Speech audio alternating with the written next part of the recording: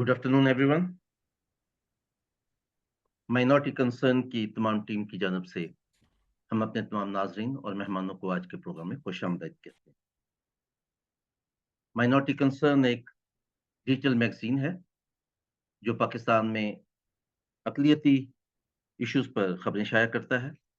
इसके अलावा हम मुख्तलिफ मौज़ूआत पर वीकली वेबिनार्स भी मुनक्किद करते हैं। हमारी आज की गुफ्तगू का मौजू है सन 2023 पाकिस्तान के मसीहियों के लिए कैसा रहा।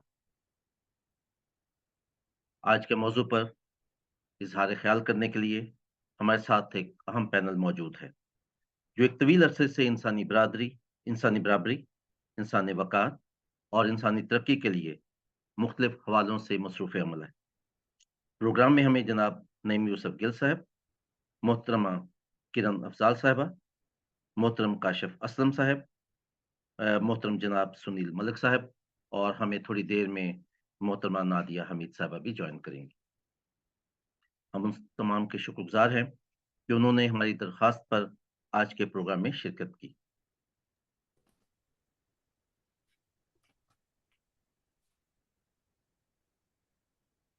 यकीनन उन सब की गुफ्तगू हम सब के लिए रहनुमाई का बायस होगी और हमें मौजू को समझने और बहैसियत एक शहरी के अपना किरदार अदा करने में मदद मिलेगी।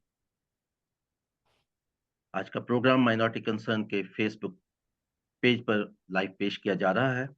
नाजरीन उसे बराह रास्त देख सकते हैं। प्रोग्राम की रिकॉर्डिंग कल माइनॉरिटी कंसर्न के यूट्यूब चैनल पर भी पोस्ट की जाएगी।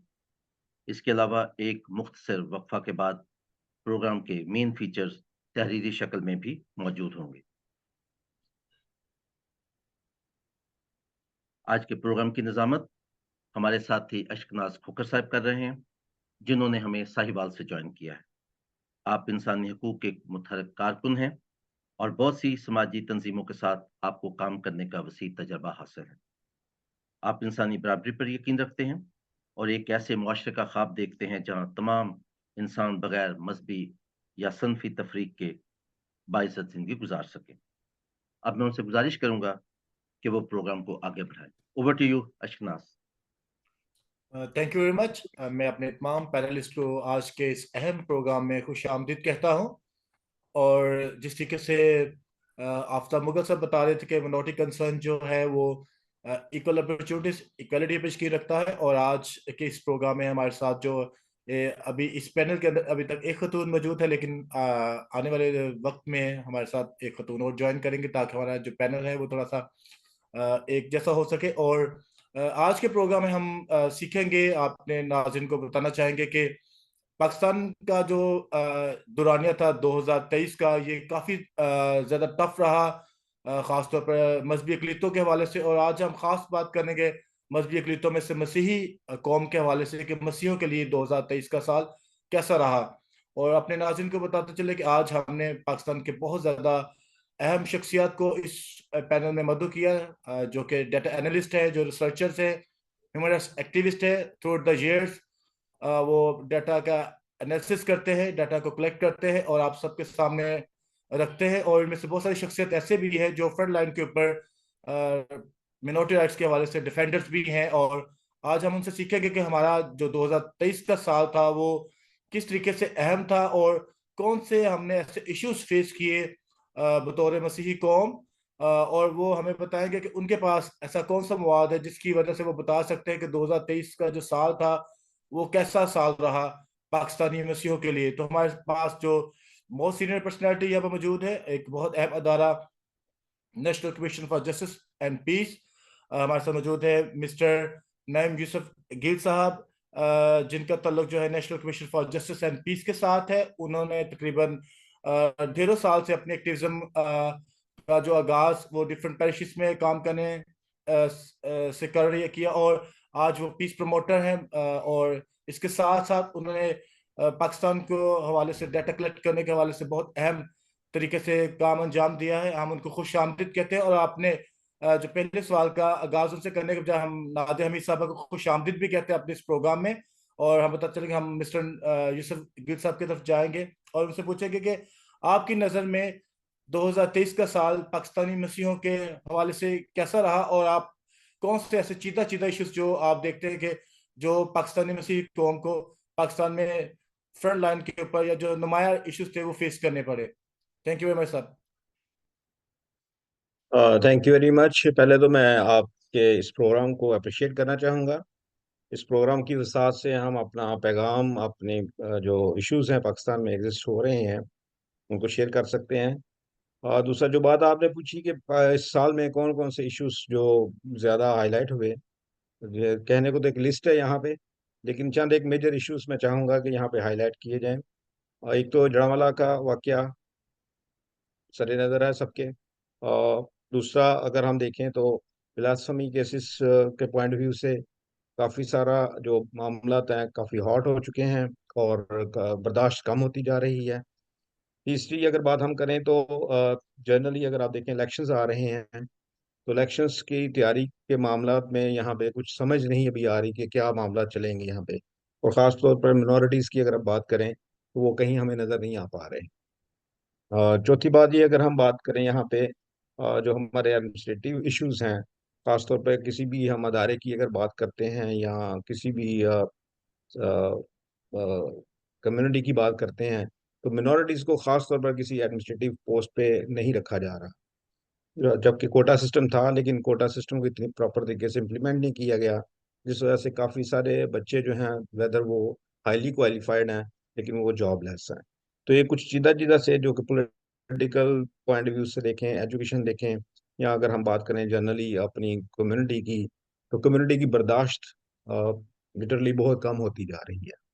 मेजोरिटी मिनॉरिटी को डोमिनेट कर रही है, और मिनॉरिटी वैसे भी शुरू से ही एक स्ट्रेस का शिकार है, लेकिन अभी इस साल में ये स्ट्रेस बहुत ज़्यादा बढ़ी है, खासतौर पे जड़ावाला के वाक़या के बाद। Thank you. जी thank you sir, name sir Gill sir. अभी अपने नेक्स्ट पैनलिस्ट की तरफ जाना चाहूँगा, और मैं आपका बहुत शुक्रगुजार हूँ, अपने बहुत कम वक्त के अंदर अपने जो है इस सवाल को समेटा है। और मेरी यही गुजारिश अपने दीगर पैनलिस्ट से भी होगी कि वक्त का ख्याल रखते हुए हम मुख्तसर वक्त के अंदर इश्यूज के ऊपर हम डायरेक्टली बात करेंगे, ताकि हमारा जो वक्त है हम उसको ज़्यादा तरीके से यूटिलाइज कर सके और हम आपसे ज़्यादा क्वेश्चन जो है वो पूछ सके। मेरी अभी गुजारिश होगी अपने अगले पैनलिस्ट सुनील मलिक साहब से, जो कि यूएन मैकेनिज्म के हवाले से एक्सपर्ट है पाकिस्तान में। करंटली तौर पर वो प्रोग्राम मैनेजर के तौर पर सेंटर फॉर सोशल जस्टिस के साथ काम कर रहे हैं। डाटा एनालिस्ट है, बखूबी तौर पर वो अपने रिसर्च के काम को अंजाम देते हैं, आर्टिकल्स लिखते हैं, और ख़ासतौर पर पब्लिक पॉलिसी एडवोकेसी के हवाले से, पीस प्रमोशन के हवाले से, जेंडर इक्वालिटी के हवाले से बहुत ज़्यादा काम उन्होंने पाकिस्तान में किया है। दीगर किस्म के दस्तावेजात जो कि फैक्ट फाइंडिंग पर मबनी होते हैं, वो पाकिस्तान में उन्होंने पब्लिश किए हैं। पाकिस्तान को उन्होंने नेशनल लेवल पर, इंटरनेशनली तौर पर रिप्रेजेंट किया है, और पाकिस्तान को वो दूसरे तकाबल से भी देखते हैं कि हमारा जो पाकिस्तान है वो दूसरे जो पाकिस्तान कैपेसिटी के ममालिक है उनमें राइट स्पेस किस रैंक पर जा रहा है। और मेरी गुजारिश होगी कि वो भी इस टॉपिक को सेम इसी सवाल के हवाले से मजीद चीज़ें ऐड करना चाहे कि पाकिस्तान में जो मसीही कौम है उसके हवाले से 2023 का साल कैसा रहा, और अगर वो कोई डाटा पेश कर सकते हैं खास जो क्रिश्चियन प्रोसिक्यूशन के हवाले से या ब्लास्फेमी के हवाले से, वो भी हमारे साथ शेयर करें। जी सुनील मलिक साहब, अनम्यूट कीजिएगा प्लीज। बहुत शुक्रिया अशनाज साहब। मैं इत्फाक करता हूँ नईम यूसुफ गिल साहब ने जो बात की, कि यकीनन ब्lasphemy लॉज और उसके जो इम्पैक्ट है उसके काफ़ी भयानक असरात हमने देखे इस साल, कि एक ही शहर में कई मकामात पर गिरजाघर घरों को नजर आतिश किया गया, कई घरों को आग लगाई गई, और एक इल्ज़ाम लगाया गया। और मामला ये है कि अगर देखा जाए तो इसमें एक सेंसिटिविटी पाई जाती है। वैसे तो ये भी दुनिया में ये बहस चल रही है कि हेट स्पीच और फ्री स्पीच में क्या फ़र्क है, और कितनी स्पीच की हद होनी चाहिए, फ्रीडम ऑफ एक्सप्रेशन किस हद तक दिया जाना चाहिए, और कब ये डेफमेशन ऑफ रिलीजन में शुमार किया जाएगा। लेकिन हमारे यहाँ एक मामला और भी है, ये जो दिल आज़ारी का मामला है, या तो ये हो सकता है या तो फिर फ्रीडम ऑफ रिलीजन हो सकती है। मैं मिसाल दिए देता हूँ। 2 रोज़ कबल एक हमारे दोस्त हैं, उन्हें जाने का इत्तेफाक हुआ, अपने बच्चों के साथ गाड़ी में थे वो। तो उन्हें एक फूड चेन पे कुछ चाहिए था, तो बच्चों के साथ चले गए और उन्होंने गीत लगाया हुआ था गाड़ी में, एक तारा चमका है। तो जब उन्होंने ऑर्डर देना की कोशिश की, तो क्योंकि शीशे गाड़ी के नीचे थे तो बाहर आवाज आई। तो किसी ने करख्तगी से उन्हें कहा कि ये बंद करो। तो बच्चे भी सहम गए, उन्होंने खैर आवाज मध्यम कर ली। तो ये एक मैंने मिसाल देने की कोशिश की है कि जो दिल आज़ारी और फीलिंग्स हर्ट हो जाना है, इसमें ना बड़े सेंसिटिविटी इन्वॉल्व है। ये यूं ही हो भी जाता है, बाज़ दफ़ा होते भी हैं मामलात कि उसमें गुंजाइश होती है, बाज़ दफ़ा दरगुजर भी किया जाता है। मैं दूसरे लफ्ज़ों में ये कहना चाहता हूँ कि दिल आज़ारी कोई अपने मज़हब का इजहार कर दे फिर भी किसी की हो जाती है, कि कोई अपने अकीदे का इजहार कर दे तो कोई और अकीदे का शख्स, किसी और मज़हब का शख्स, उसे ये लगेगा कि उसकी दिल आज़ारी होगी। तो हमारे यहाँ यही मामला है, क्योंकि इसको मापने का कोई पैमाना नहीं। जिस तरह हार्ट बीट आप मेजर कर सकते हैं, आप पल्स रेट मेजर कर सकते हैं, ईसीजी से आप देख सकते हैं कि हार्ट को कितना नुकसान पहुंचा है, ये पहली स्टेज है, दूसरी स्टेज है। लेकिन ये जो दिल आज़ारी का मामला है ना, ये इसका बहुत इस्तेमाल है, जिसकी वजह से ब्लास्फेमी के वाक़यात में काफ़ी शिद्दत आई है। और फिर उस इल्ज़ाम की आड़ में जो फिर वायलेंस होती है, वो रुकने का नाम नहीं ले रही। हमने कई बार देखा, श्रीलंका के वाक़ये में भी जो एक शहरी था 2 साल पहले, उसको भी निशाना बनाया गया और यूं लगता था कि कुछ रिफॉर्म्स आएंगी, लेकिन उसके बावजूद भी कुछ नहीं हुआ। लेकिन इस तरह के मामलात में, जो खासतौर पर जड़ांवाला और सुरगोदा में, ये एक नैरेटिव प्रमोट करने की कोशिश की गई कि जो डेफमेशन है या डेसिक्रेशन ऑफ रिलीजन है वो हुई। लेकिन अगर आप एविडेंस को असेस करें तो कोई भी आम शख्स बखूबी अंदाजा लगा सकता है कि उसमें किसी ना किसी ने शरारत जरूर की है। जैसे पहले कहा जाता है कि मिस यूज काफी ज्यादा है। और जैसे कि अशनाज ने ये भी कहा कि मैं कुछ डेटा भी शेयर करूं, तो दूसरा मामला ये भी है कि हमारे मुल्क में फोर्स कन्वर्जन का भी काफ़ी रुझान ज़्यादा है। अगर मैं आपके साथ फिगर्स को शेयर करूं, तो इस साल पहले 11 महीनों के दौरान 30 नवंबर तक हम कोई 109 के करीब केसेस जो हैं वो आइडेंटिफाई कर पाए हैं सेंटर फॉर सोशल जस्टिस के प्लेटफॉर्म के तहत, क्योंकि ये डेटा कलेक्शन का काम भी करता है अदारा। जिसमें हमने देखा है कि कुछ वाकयात ऐसे हैं जो सिंध में हुए हैं, ज्यादातर 93 तक केसेस हैं फोर्स कन्वर्जन के जो कि सिंध में हुए हैं। पंजाब में 15 हुए हैं, बलूचिस्तान में 1, केपी और जीबी वगैरह से कोई वाकयात रिपोर्ट नहीं हुआ है। इस तरह अगर देखा जाए तो 109 केसेस में से तकरीबन 25 केसेस ऐसे हैं जिनमें बच्चियों की उम्र 14 साल, और 60 केसेस ऐसे हैं जिनमें बच्चियों की उम्र 14 से 18 साल है, यानी कि वो नाबालिग हैं, कम उम्र हैं। और 3 केसेस ऐसे हैं जिसमें बच्चियों की उम्र 18 साल से ज़्यादा है और 10 बच्चियां मैरिड हैं। तो इस तरह देखा जाए तो ज़्यादा रुझान जो नज़र आता है उसमें यही है कि बच्चियां आमतौर पर नाबालिग होती हैं जिसको फोर्स कन्वर्जन का निशाना बनाया जाता है, और उसके साथ कई फोर्स्ड मैरिज का मामला है, चाइल्ड मैरिज का मामला भी है, और फिर सेक्सुअल वायलेंस का मामला भी है। और इसके हवाले से हमने ये भी देखा कि एक मखसूस नैरेटिव जो है वो प्रमोट किया जाता है इवन मिनिस्ट्रीज की तरफ से। जैसे जनवरी में एक सेमिनार हुआ, जो आप दोस्तों को याद होगा, गालबन 30 या 31 जनवरी को इसी साल हुआ, जिसमें एक नैरेटिव प्रमोट करने की कोशिश की गई कि ये जो फोर्स कन्वर्जन्स हैं ये विलफुल है, और जो क्रिश्चियंस हैं या हिंदूज हैं ये सिर्फ इल्जामात लगाते हैं, बच्चियां अपनी मर्जी से जाता है। जब में अगर अदादोशुमार देखें तो वो कुछ और कहते हैं कि बच्चियां नाबालग होती हैं, और सर्टिफिकेट जो पेश किए जाते हैं उसमें भी डेट के साथ मैनिपुलेशन की जाती है, या दूसरे लफ्जों में ये कह लें कि लीगल एंड जो जुडिशियल प्रोसेस है उसको मैनिपुलेट करके कोशिश की जाती है कि फैसला जो परपिट्रेटर हैं उनकी फेवर में लिया जाए। और इसी तरह अगर मैं ब्लास्फेमी के अदादोशुमार आपके साथ शेयर करूं, तो इस साल 30 नवंबर तक 260 केसेस जो हैं वो रिपोर्ट हो चुके हैं, जिसका डेटा हमारे पास कुछ मौजूद है, जिनमें मेजोरिटी जो है वो इल्ज़ामात मुसलमानों के खिलाफ है, वो 225 हैं, क्रिश्चियंस 12 हैं, हिंदू 1 है, अहमदी 18 हैं, और कुछ ऐसे भी हैं 4 अफराद जिनके मज़हब मालूम नहीं है तब हम कर पाए। लेकिन इसका मतलब ये नहीं कि मुसलमानों पे केसेस ज़्यादा हैं तो उन पे असरात भी ज़्यादा हैं। वो ये कहा जाता है कि ब्लास्फेमी की जो इम्प्लीमेंटेशन है वो अलाइक है, तमाम मज़ाहब पर या अफराद पर एक जैसी होती है, लेकिन उसके असरात जड़ा वाले जैसे नहीं होते। अगर दूसरे कम्युनिटीज़ का देखा जाए तो ये क्रिश्चियंस कम्युनिटी और कई और कम्युनिटीज़ पर, खासतौर पर जो मजहबी के से तलक रखती हैं, वो इल्ज़ाम के बाद जो शिद्दत आती है वायलेंस में, वो शायद दूसरे कम्युनिटी पे अगर इल्ज़ाम लगें तो ऐसा नहीं होता। वो आमतौर पर जिस शख्स पर इल्ज़ाम लगे वही टारगेट बनता है, लेकिन अगर तल्लक मजहबी अक़लियत से हो तो फिर शायद कम्युनिटी को निशाना बनाया जाता है, मजहबी इबादत गाहों पर निशाना बनाया जाता है। वो दिल्लज़ारी का मामला जो मैं बात कर रहा था, उसमें भी दिल्लज़ारी बड़ी सोच समझ की होती है कि जिस पे हम मामले पे चाहें वो दिल्लज़ारी होती है, जिस मामले पे चाहें वो दिल्लज़ारी नहीं होती।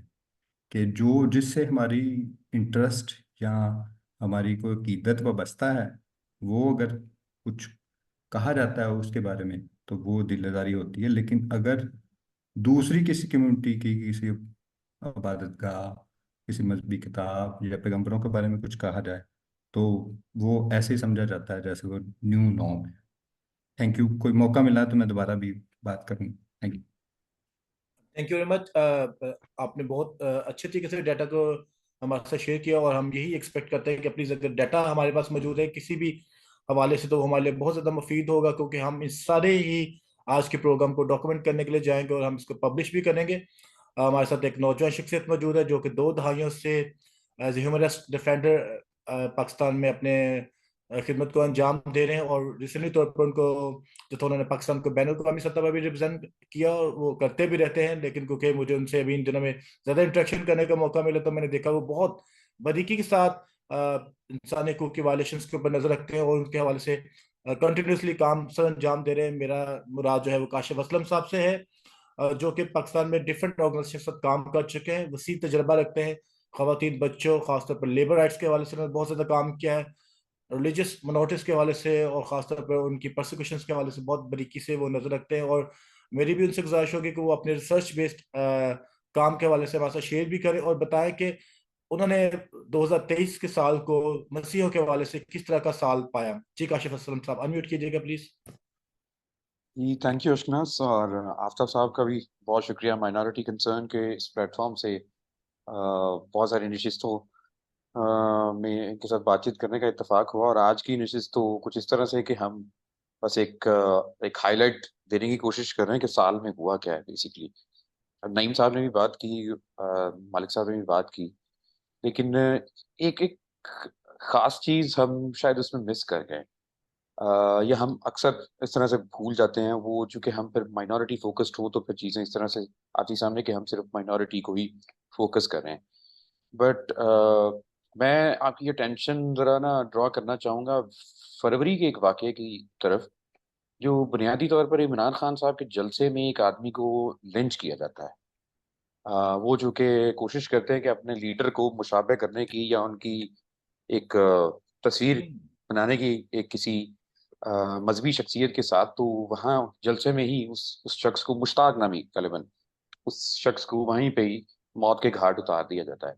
तो खैर ये इस साल की शुरुआत थी कि हम मजहबी जुनूनियत को देखें, लेकिन उससे थोड़ा पहले मजहबी जुनूनियत की एक बड़ी सादा सी या सॉफ्ट सी शक्ल, जिसका जिक्र अभी मलिक साहब ने किया, कि हम एक स्टेट ऑफ डिनाइल में हैं कि यहाँ इश्यूज को बेसिकली रिकग्नाइज ही नहीं किया जाता या माना ही नहीं जाता कि ये इश्यूज हैं, जिनमें खास तौर पे 2 इश्यूज तो बहुत ही अहम हैं। एक फोर्स कन्वर्जन का और दूसरा ब्लास्फेमी लॉ का। फोर्स कन्वर्जन का तो बताया मलिक साहब ने कि जी वो कॉन्फ्रेंस में ये बताया गया कि जी इशू है ही कोई नहीं है यहाँ पे, तो केसेस तो होती कोई नहीं है, और एक डिनाइल वाला मामला है। लाइकवाइज यही मसला ब्लास्फेमी के केसेस का है, लेकिन समझने में ये नहीं आ रहा कि ये डिनाइल करके तो साबित करना क्या चाह रहे हैं, जो कि जैसे कि अभी सुनील साहब ने थोड़ी देर पहले बताया कि ज्यादातर केसेस हुए ही within the Muslim community हैं। तो वो समझ में नहीं आ रहा कि ये डिनाइल करके करना क्या है। अब दूसरी बात ये है कि जी इल्जामात की तरफ आए, तो वो इल्जामात आप सब लोगों को मालूम है कि थ्रू आउट जब से ये केसेस होना शुरू हुए हैं तो बड़ी अब्जर्व किस्म की चीजें हैं। कोई कर्जा वापस नहीं कर पा रहा, किसी को रिश्ता चाहिए, किसी के साथ कोई अनाद है या किसी के साथ कोई नफरत है, तो वो ब्लास्फेमी का इस्तेमाल हुआ हुआ है। तो एक तो सिलसिला ये चलता आ रहा है, वो हेट स्पीच और फिर उसके बाद डेंजरस स्पीच वाला जो काम है, वो दोनों साथ साथ पैरेलल चल रहे हैं। कोई कभी हेट स्पीच तेज हो जाती है और कभी डेंजरस स्पीच तेज हो जाती है, तो वो कुछ साल में इसी तरह से केसेस चलते रहे।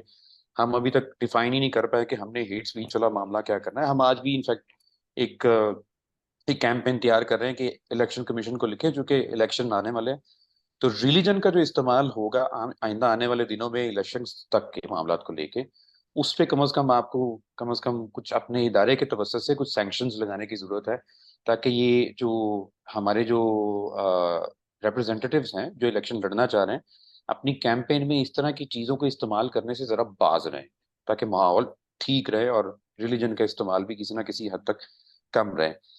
एक और मामला हुआ, और वो ये कि हमने ट्रिकल डाउन इफेक्ट्स देखे। ये जड़ावाला वाकये की सूरत हाल बताई, या सरगोदा की सूरत हाल, जो भी शायद अभी तक भी किसी ना किसी हद तक एक ऑनगोइंग सिचुएशन है। तो इनकी ट्रिकल डाउन इफेक्ट्स या कॉन्सिक्वेंटली बाकी इलाकों में भी हमें बहुत सारे मामला देखने में मिले।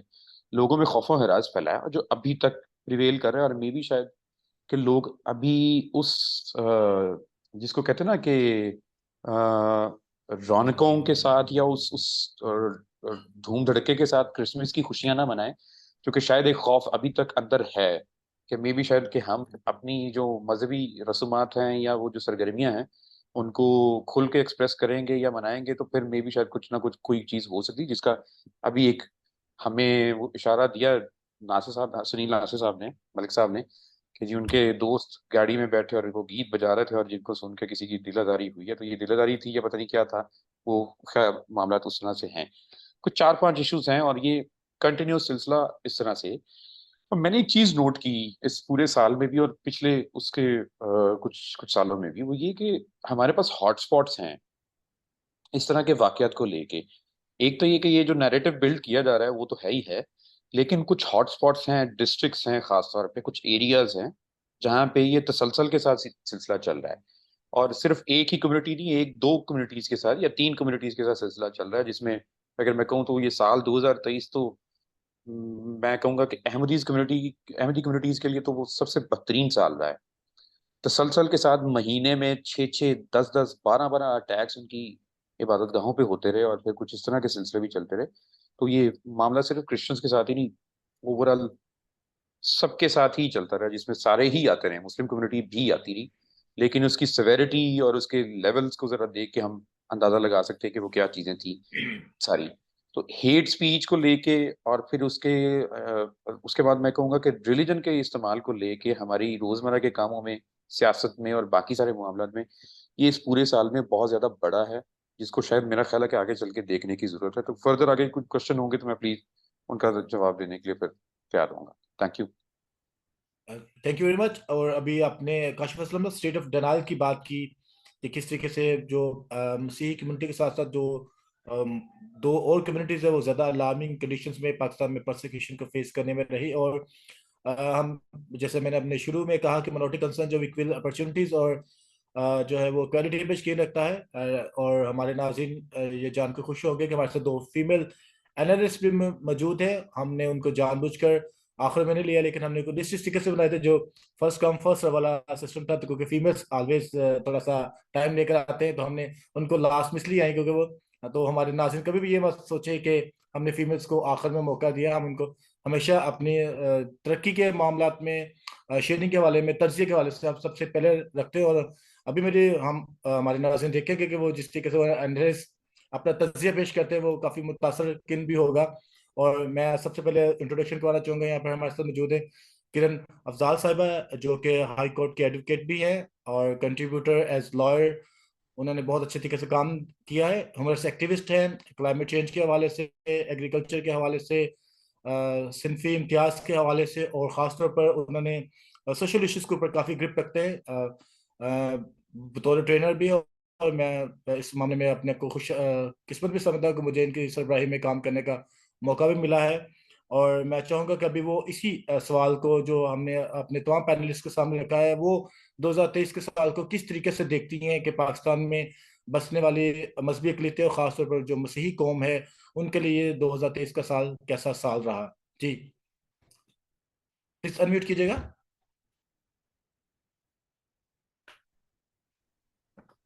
जी, सबसे पहले तो बहुत शुक्रिया अदा करना चाहूँगी आफ्ताब साहब का और माइनॉरिटी कंसर्न के प्लेटफॉर्म से मुझे यहाँ पर दावत दी आपने। अ, अ, बहुत से यहाँ चेहरे शनासा हैं, ऑलरेडी हम साथ काम करते रहे हैं, ये मेरी खुशकिस्मती है। एनसीजेपी के प्लेटफॉर्म से सुनील मलिक साहब के साथ, काशिफ साहब के साथ मैं काम कर चुकी हूँ। अश्कनाज ने भी खुद भी मेंशन किया, और Nadia is a very good colleague and friend. I feel very privileged to share this platform with you all. Uh, uh, Naeem साहब से शुरू होते होते काशिफ साहब तक काफ़ी हद तक जो है वो स्नैपशॉट कवर करने की कोशिश की गई है इस लिमिटेड टाइम में, कि 2023 का साल जो है वो बिलखुसूस मसीहियों के लिए किस तरह का रहा है। मैं कुछ चीदा नकात पर रोशनी डालना चाहूँगी, अदर देन जो हमने बात कर लिया है, वुड वांट कि मैं वो रिपीट ना करूँ। सो जिस तरह से ब्रॉडली हमने देखा है कि ब्लेसफेमी और इसके साथ साथ जो फोर्स्ड कन्वर्जन का मामला है एंड मैरिजेस का, जो चाइल्ड मैरिजेस का है, ये बिलखुसूस माइनॉरिटीज़ के लिए एक अलार्मिंग सिचुएशन जो है वो बना रहा है। तो जिस तरह से जड़ावाला के वाक़ये की बात हुई है कि किस तरह से जो है वो इंटॉलरेंस हमने देखी है कि एक सीरीज़ ऑफ इंसिडेंट्स जो हैं वो हमें नज़र आए हैं, starting from Jaranwala and then हर मसीही बस्ती, हर मसीही आबादी, वहाँ पर एक खौफ व हरास की सूरत हाल थी कि कब किस लोकेलिटी पे, कब किस चर्च में अटैक हो जाए, कुछ पता नहीं चलेगा। तो इस सारी चीज़ में हमने देखा है कि गवर्नमेंट की तरफ से इनिशिएटिव लिया गया, हमारी सिविल सोसाइटी, हमारे चर्चेज़, हर कोई बढ़ चढ़ कर इसकी जो है वो रिहेबिलिटेशन की कोशिश कर रहा था। वो चाहे फूड आइटम्स के ज़रिए है, चाहे वो इमीडिएट नीड्स की है, चाहे वो उनकी चर्च की और उनके घरों की रिकंस्ट्रक्शन और रिहेबिलिटेशन की बात है। बट एक जो बहुत अहम अंसर इस सारे प्रोसेस में, ऑल्दो सिविल सोसाइटी की बड़ी इफ़ेक्टिव एंगेजमेंट रही है, ऑल्दो वो सिंबॉलिक थी, गवर्नमेंट की भी इसी तरह से है, लेकिन एक चीज़ जो मैं फ़ील करती हूँ बीइंग जेंडर प्रैक्टिशनर, कि वो अ, हर तरह से, और ख़ास तौर पे जब हम बात करते हैं ह्यूमन राइट्स की, it Carey's a lot of psychological effect as well. तो हमने ट्रॉमा को, जो वहाँ के रहने वाले लोग हैं या मुख्तलिफ़ आबादियों में रहने वाले लोग हैं जो उस खौफ व हरास से गुज़र रहे थे, और जिन्होंने ये सारी मॉब और ये सारी चीज़ों को, अपनी अमलाक को जलते हुए देखा है, उनकी साइको सोशल सपोर्ट के लिए मेरा ख़्याल है कि बहुत ज़्यादा एहतमाम नहीं किया गया मुख्तलिफ़ इदारों की तरफ से। सो ये एक मैं समझती हूँ कि 2023 में, और इसके साथ-साथ ना सिर्फ ब्लास्फेमी के केसेस में, बल्कि फोर्स्ड कन्वर्जन्स में भी देखा जाए तो जब भी कभी कोई लड़की वापस आती है इस सारे ट्रॉमा, इस सारी इंसिडेंट को झेल कर, तो हमने उसके लिए कोई साइको सोशल सपोर्ट की कोई उस तरह से फॉर्मली कोई एहतमाम नहीं किया कि उसको बिना सवाल पूछे किस तरह से उसको ट्रॉमा को हील किया जा सकता है, और किस तरह से हम उनको एक कोशिश जो है वो एक मखसूस चर्च की तरफ से पिछले दिनों की भी जा रही थी कि किस तरह से हम वहाँ की रहने वाली ख़वातीन, उनके मसाइल को बिलखसूस हम सुने, और उनके लिए कोई स्पेशल अरेंजमेंट किया जा सके, लेकिन वो एट हॉल है फ़िलहाल सिचुएशन। इसके साथ-साथ जिस तरह सुनील मलिक साहब ने रोशनी डाली है मुख्तलिफ पहलुओं पर, तो अब तो ये मामला है कि 2023 का जो साल है, इसमें मुझे लगता है कि हमारे मुल्क से डाइवर्सिटी जो है, वो ऑलमोस्ट जो है वो एट स्टेक है। It is largely threatened due to intolerance, because जहाँ-जहाँ इंटॉलरेंस होगी, वहाँ-वहाँ डाइवर्सिटी जो है फ़ेड आउट होती जाएगी। जिस तरह से मैं एक अपना ही वाकया शेयर करूँगी, मैं रिसर्च के सिलसिले में गुजरांवाला के करीब एक गाँव है, वहाँ पर मौजूद थी, और मेरे गले में एक क्रॉस थी, और एक खातून जिससे मैं सवाल पूछ रही थी, जब उसने रियलाइज़ किया, पहला मेरा नाम किरण है तो उससे कोई महसूस नहीं हुआ कि ये क्रिश्चियन है, लेकिन जब उसने कहीं मेरे गले में क्रॉस देखी और वो जब मेरे पास पानी लाई तो उसने अपने बच्चे को इशारा किया कि ये ग्लास अलहदा रख देना। सो इस तरह की इन्फिल्ट्रेशन जो है वो जिस तरह सुनील ने भी पहले जिक्र किया है, काशिफ साहब ने भी, कि वो इंटॉलरेंस और वो सारी चीजें अभी तक मौजूद हैं और इस पे पर्दा डालने वाले भी हमारे ही नुमाइंदगान हैं जो कहते हैं कि सब अच्छा है। और खास तौर पर जड़ावाला के वाकये के बाद लीडिंग जो रिलीजियस और पॉलिटिकल हमारे लीडर्स हैं, उन्होंने इस चीज को बड़े एहतमाम के साथ, बड़ी कोशिश के साथ ये दिखाने की कोशिश की है कि government is serious about it and they take care of their minorities, जो कि एक अभाम है। मुझे लगता है कि जो लोगों को और ख़ास तौर पे इंटरनेशनल कम्युनिटी को दिखाया जाता है कि यहाँ सब अच्छा है, there is no danger to minorities, specifically Christians in Pakistan. सो ये सारी चीज़ें जो हैं वो थ्रेटनिंग हैं। जहाँ 2023 में इंडेंजर्ड सिचुएशन थी, वहाँ पॉजिटिव चीज़ें भी हुई हैं, जैसे कि पॉलिटिकल लीडर्स का मुख्तलिफ रिलीजियस त्यौहार मनाना और चर्चेज़ में जाना या होली और दिवाली के मौके पर जाना। लेकिन मेरा ख्याल है कि इसमें स्टेट को ख़ास तौर पर डाइवर्सिटी को, इंक्लूजन को मेन स्ट्रीम करने के लिए, उसको सस्टेन करने के लिए लार्ज ली जो है वो स्टेप लेने पड़ेंगे और उनको इसकी जो है ना मेन स्ट्रीमिंग करने की ज़रूरत रहेगी कि क्या यहाँ पर बसने वाली अक़लियतें जो हैं, जिनको आइन और कानून जो है वो तहफ़्फ़ुज़ दे रहा है, अगर आइन में जो है वो हर चीज़, फंडामेंटल राइट्स जो है वो हर चीज़ जो है वो बिला इम्तियाज़ कहता है, तो क्या देने वाले लोग जो हैं वो इस चीज़ को भी क्या इंश्योर कर रहे हैं? ऑफ कोर्स इस साल में एक जहाँ ब्लास्फेमी की ये सारी चीज़ें हैं, वहाँ एक अमेंडमेंट भी 298A जो है पीपीसी पाकिस्तान पीनल कोड, वो भी आई है, जिसमें इसकी सज़ा जो है वो बढ़ा कर जो है वो 3 साल से अप टू 10 ईयर्स कर दी जाती है कि किसी भी तरह अगर वो डेरोगेटरी रिमार्क्स जो हैं इन रिस्पेक्ट ऑफ होली पर्सनेजेस वो जो है वो किए जा रहे हैं अगर, तो उसको किसी तरह से, और लीडिंग जो मौलाना हजरात हैं वो इस चीज़ को स्टैब्लिश अभी तक नहीं, इस चीज़ पे बहस नहीं सक्सेसफुली कर सके और लोगों को कायल नहीं कर सके कि इसको बढ़ाने के पीछे जो है वो क्या हम ऐसे लोगों को प्लेटफॉर्म मुहैया नहीं कर रहे जो फॉल्स एक्यूजेशंस करते हैं, जो विदाउट एविडेंस और विदाउट एनी बेसिस अपने पर्सनल ग्रजेस जो हैं वो इस तरह के कवानीन का इस्तेमाल करके करते हैं। तो हमने तो आई थिंक मेरा ख्याल इस चीज़ को ज़्यादा स्ट्रेंथन कर दिया है 2023 में, बजाय के फॉल्स एक्यूजेशंस और गलत जो इस्तेमाल करने वाले लोग हैं उनको जो है वो कानून के कटहरे में लाया जाए। सो आगे चलकर अगर बात होती है तो मजीद इस पे बात करना चाहूँगी।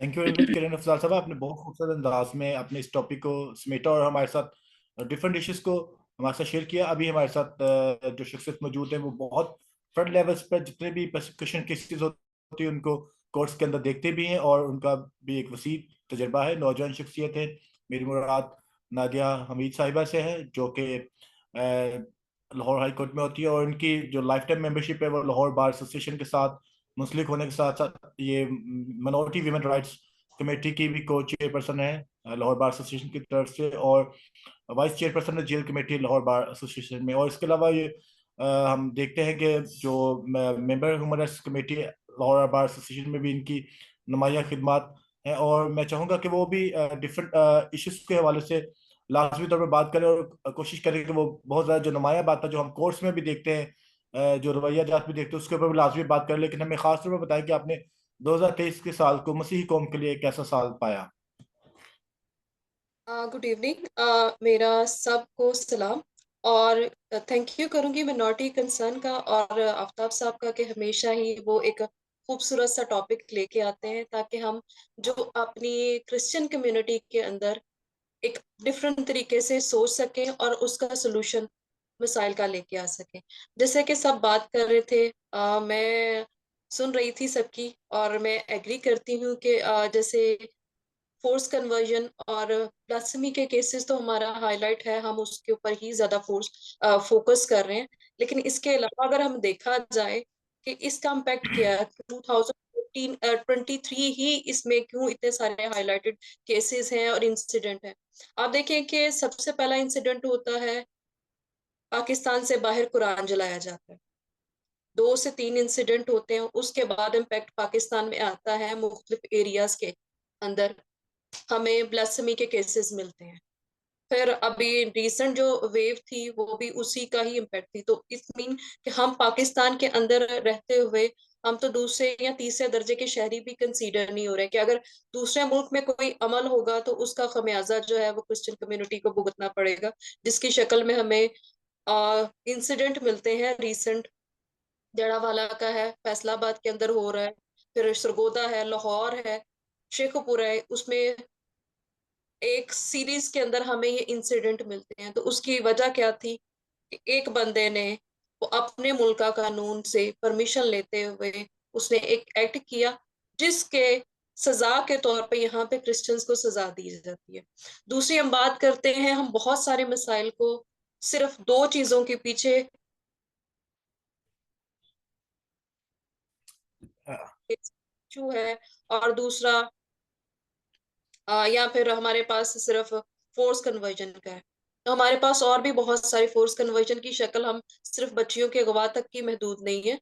अगर हम डाटा उठा के देखें तो नादरा के अंदर, नादरा ने बहुत सारे ऐसे क्रिश्चियंस हैं जिनको मुस्लिम कर दिया हुआ है, जिनको हमें कोर्ट के अंदर केस करना पड़ता है, क्योंकि नादरा वैसे तो सबको एफिडेविट लेके मजहब चेंज कर देता है, लेकिन जब क्रिश्चियनिटी की बारी आती है तो वो कहता है कि या तो प्रूफ प्रॉपर लेके आए या कोर्ट से डिग्री लेके आए, जिसको साबित करते करते काफी टाइम भी लग जाता है और मुश्किल भी हो जाता है। दूसरी बात आती है सेंसस की, हम बात करें, इलेक्शन होने जा रहे हैं, अब हमें दूर की प्लानिंग के बारे में भी सोचना चाहिए। हम लोगों को तो खुद की मर्दमशुमारी नहीं हो सकती, तो हम बात कर रहे हैं कि हम राइट्स लेंगे। राइट्स तो तब लेंगे ना जब हम लोगों को पता होगा कि हमारी तादाद कितनी है, और उसके मुताबिक हमें कोटा मिलेगा मुख्तलिफ जॉब्स के अंदर। उसके ऊपर हमारे ना ही पॉलिटिशियंस ने कभी भी कानून साजी करने की कोशिश की है, लॉज बनवाने की कोशिश की है, ना ही हमारी रिलीजियस जितनी भी डिनोमिनेशंस थी उन्होंने ना फोकस किया, और उसके खमियाजे के तौर पे हमें दिन ब दिन जो है वो केसेस के अंदर, जिस तरह सुनील मलिक बता रहे थे, एक रेशो हमें बता रहे थे कि ये ग्राफ्स है, ये इतने केसेस हुए थे, इस एरिया से इतने हुए थे, लेकिन उसमें मैं समझती हूँ कि सबसे ज्यादा जिम्मेदार हम लोग थे और हैं भी, क्योंकि हम लोग अपने अपने प्लेटफॉर्म पे अपने एजेंडे के साथ कर रहे हैं। अब हमें डिवाइड करना होगा काम। अगर हम देखते हैं जो मैंने इस प्रोसीजर के अंदर, या मैं खुद बैक स्टेप पे कुछ चीजों से हुई इस वजह से कि सारे एक काम कोई शुरू करता है, सारी एनजीओ उसके पीछे भागती हैं। एक दूसरा कोई काम शुरू करता है, वो कहते हैं शायद इसमें फंडिंग ज्यादा है, तो हमें थोड़ा सा सिलेक्टिव होना पड़ेगा और सबको अपने मोटिव्स जो है वो डिफाइन करने होंगे कि हमने इस एरिया को फोकस करना है।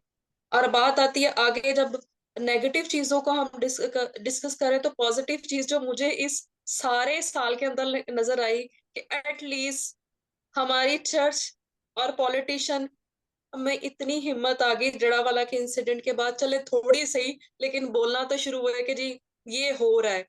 अदरवाइज तो ये प्लेटफॉर्म्स पे बोला जाता नहीं जी everything is okay.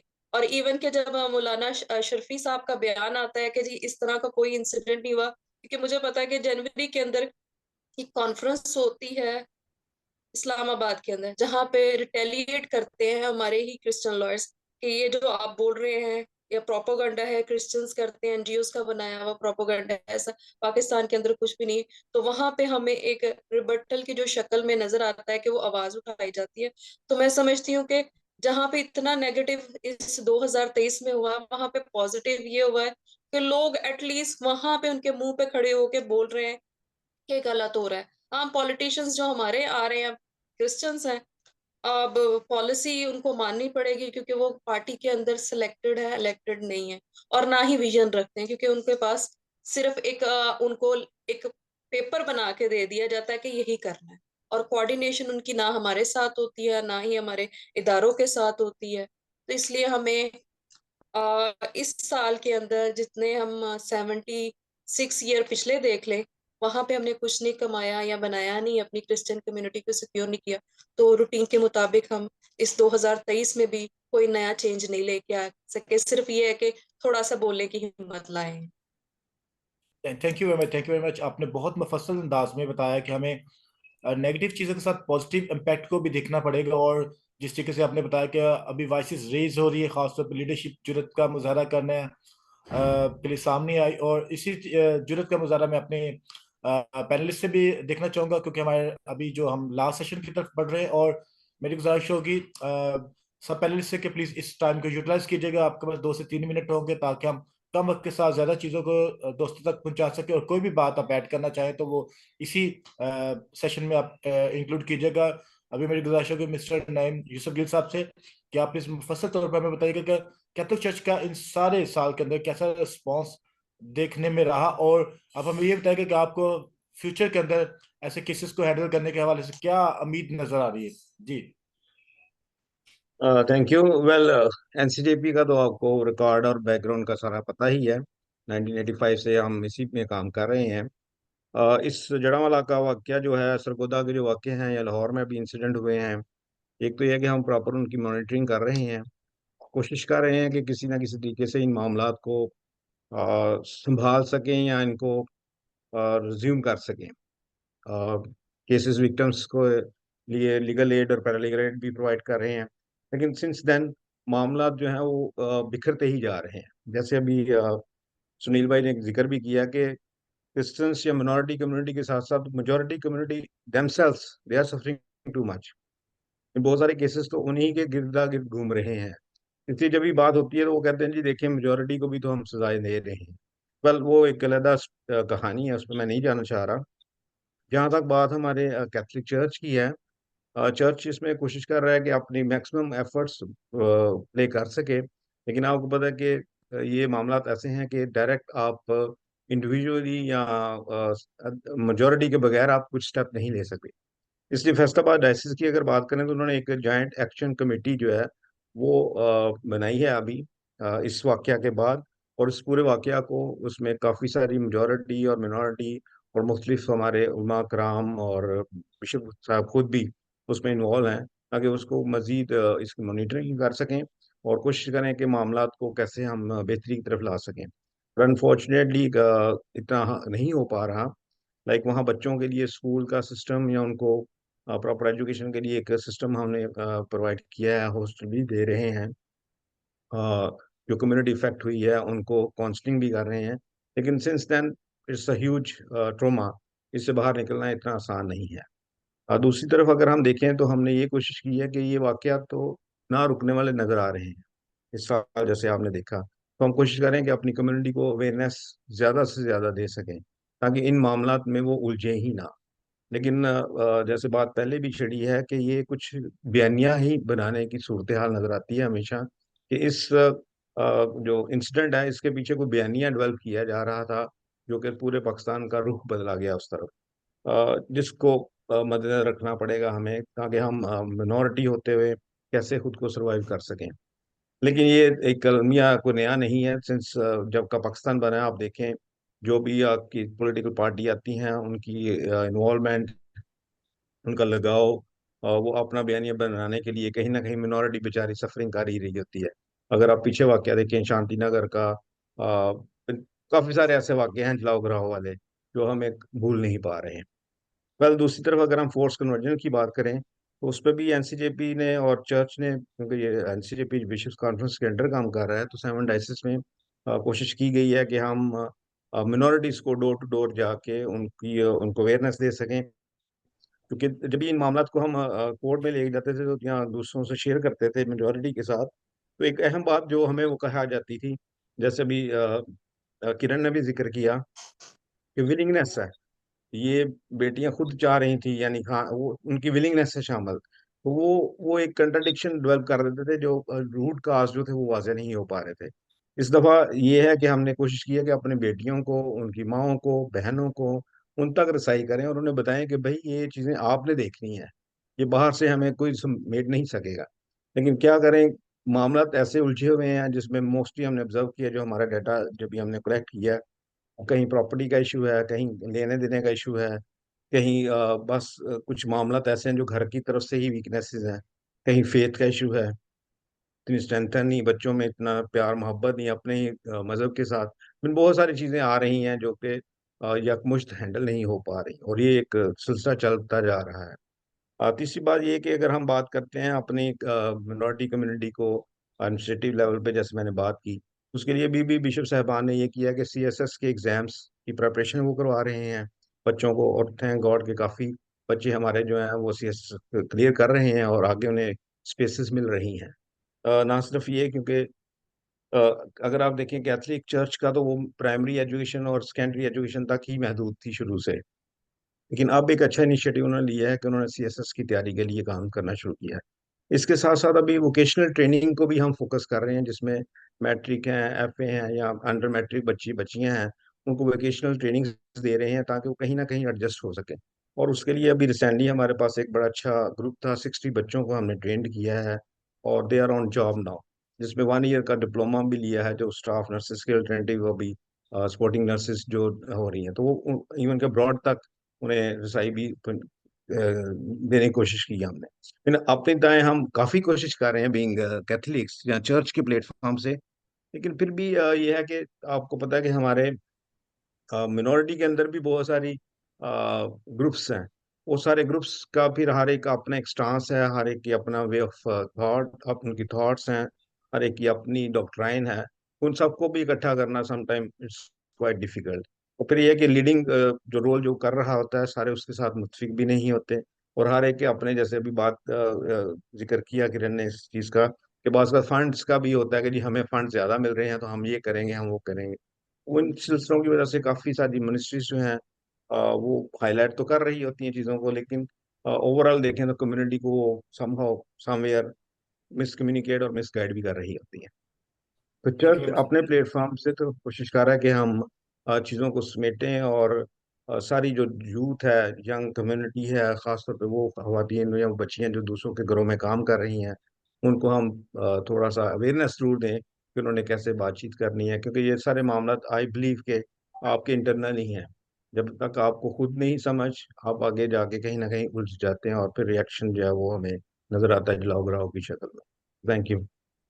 Thank you very much Naeem Yusuf Gill साहब। अभी मेरे जो मुखातब होगा सुनील मलिक साहब, अभी सिविल सोसाइटी के ऊपर बहुत बड़ा मतलब एक इल्जाम आ रहा है कि सारे फंड्स के पीछे, जहाँ पर ज्यादा फंड्स मिल रहे हैं उसके पीछे भागते हैं, लेकिन हम इश्यूज जिसके ऊपर काम करना चाहिए, हम मेन इश्यूज को कभी कभार इग्नोर कर जाते हैं। तो अभी जिस तरीके से ट्रॉमा काउंसलिंग के हवाले से बात की गई है, और हम देखते हैं कि ट्रॉमा काउंसलिंग के हवाले से बहुत ज्यादा काम करने की जरूरत है जहाँ जहाँ प्रोसिक्यूशन केसेस हो रहे हैं। तो आप क्या समझते हैं कि सिविल सोसाइटी का इस सारे वाकयात में कैसा रिस्पॉन्स रहा, कैसा रिस्पॉन्स होना चाहिए था, और आपको फ्यूचर के अंदर क्या उम्मीद इस सारे तनाज़ुर में नजर आ रही है?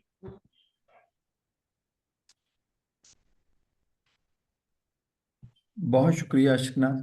खासतौर पर जड़ावाला के मामले पे तो सिविल सोसाइटी काफ़ी मुतहरक नज़र आई, जिसमें कुछ ऐसी ऑर्गेनाइजेशंस थी जिन्होंने रिलीफ और रिहैबिलिटेशन का काम किया जहाँ ज़रूरत थी।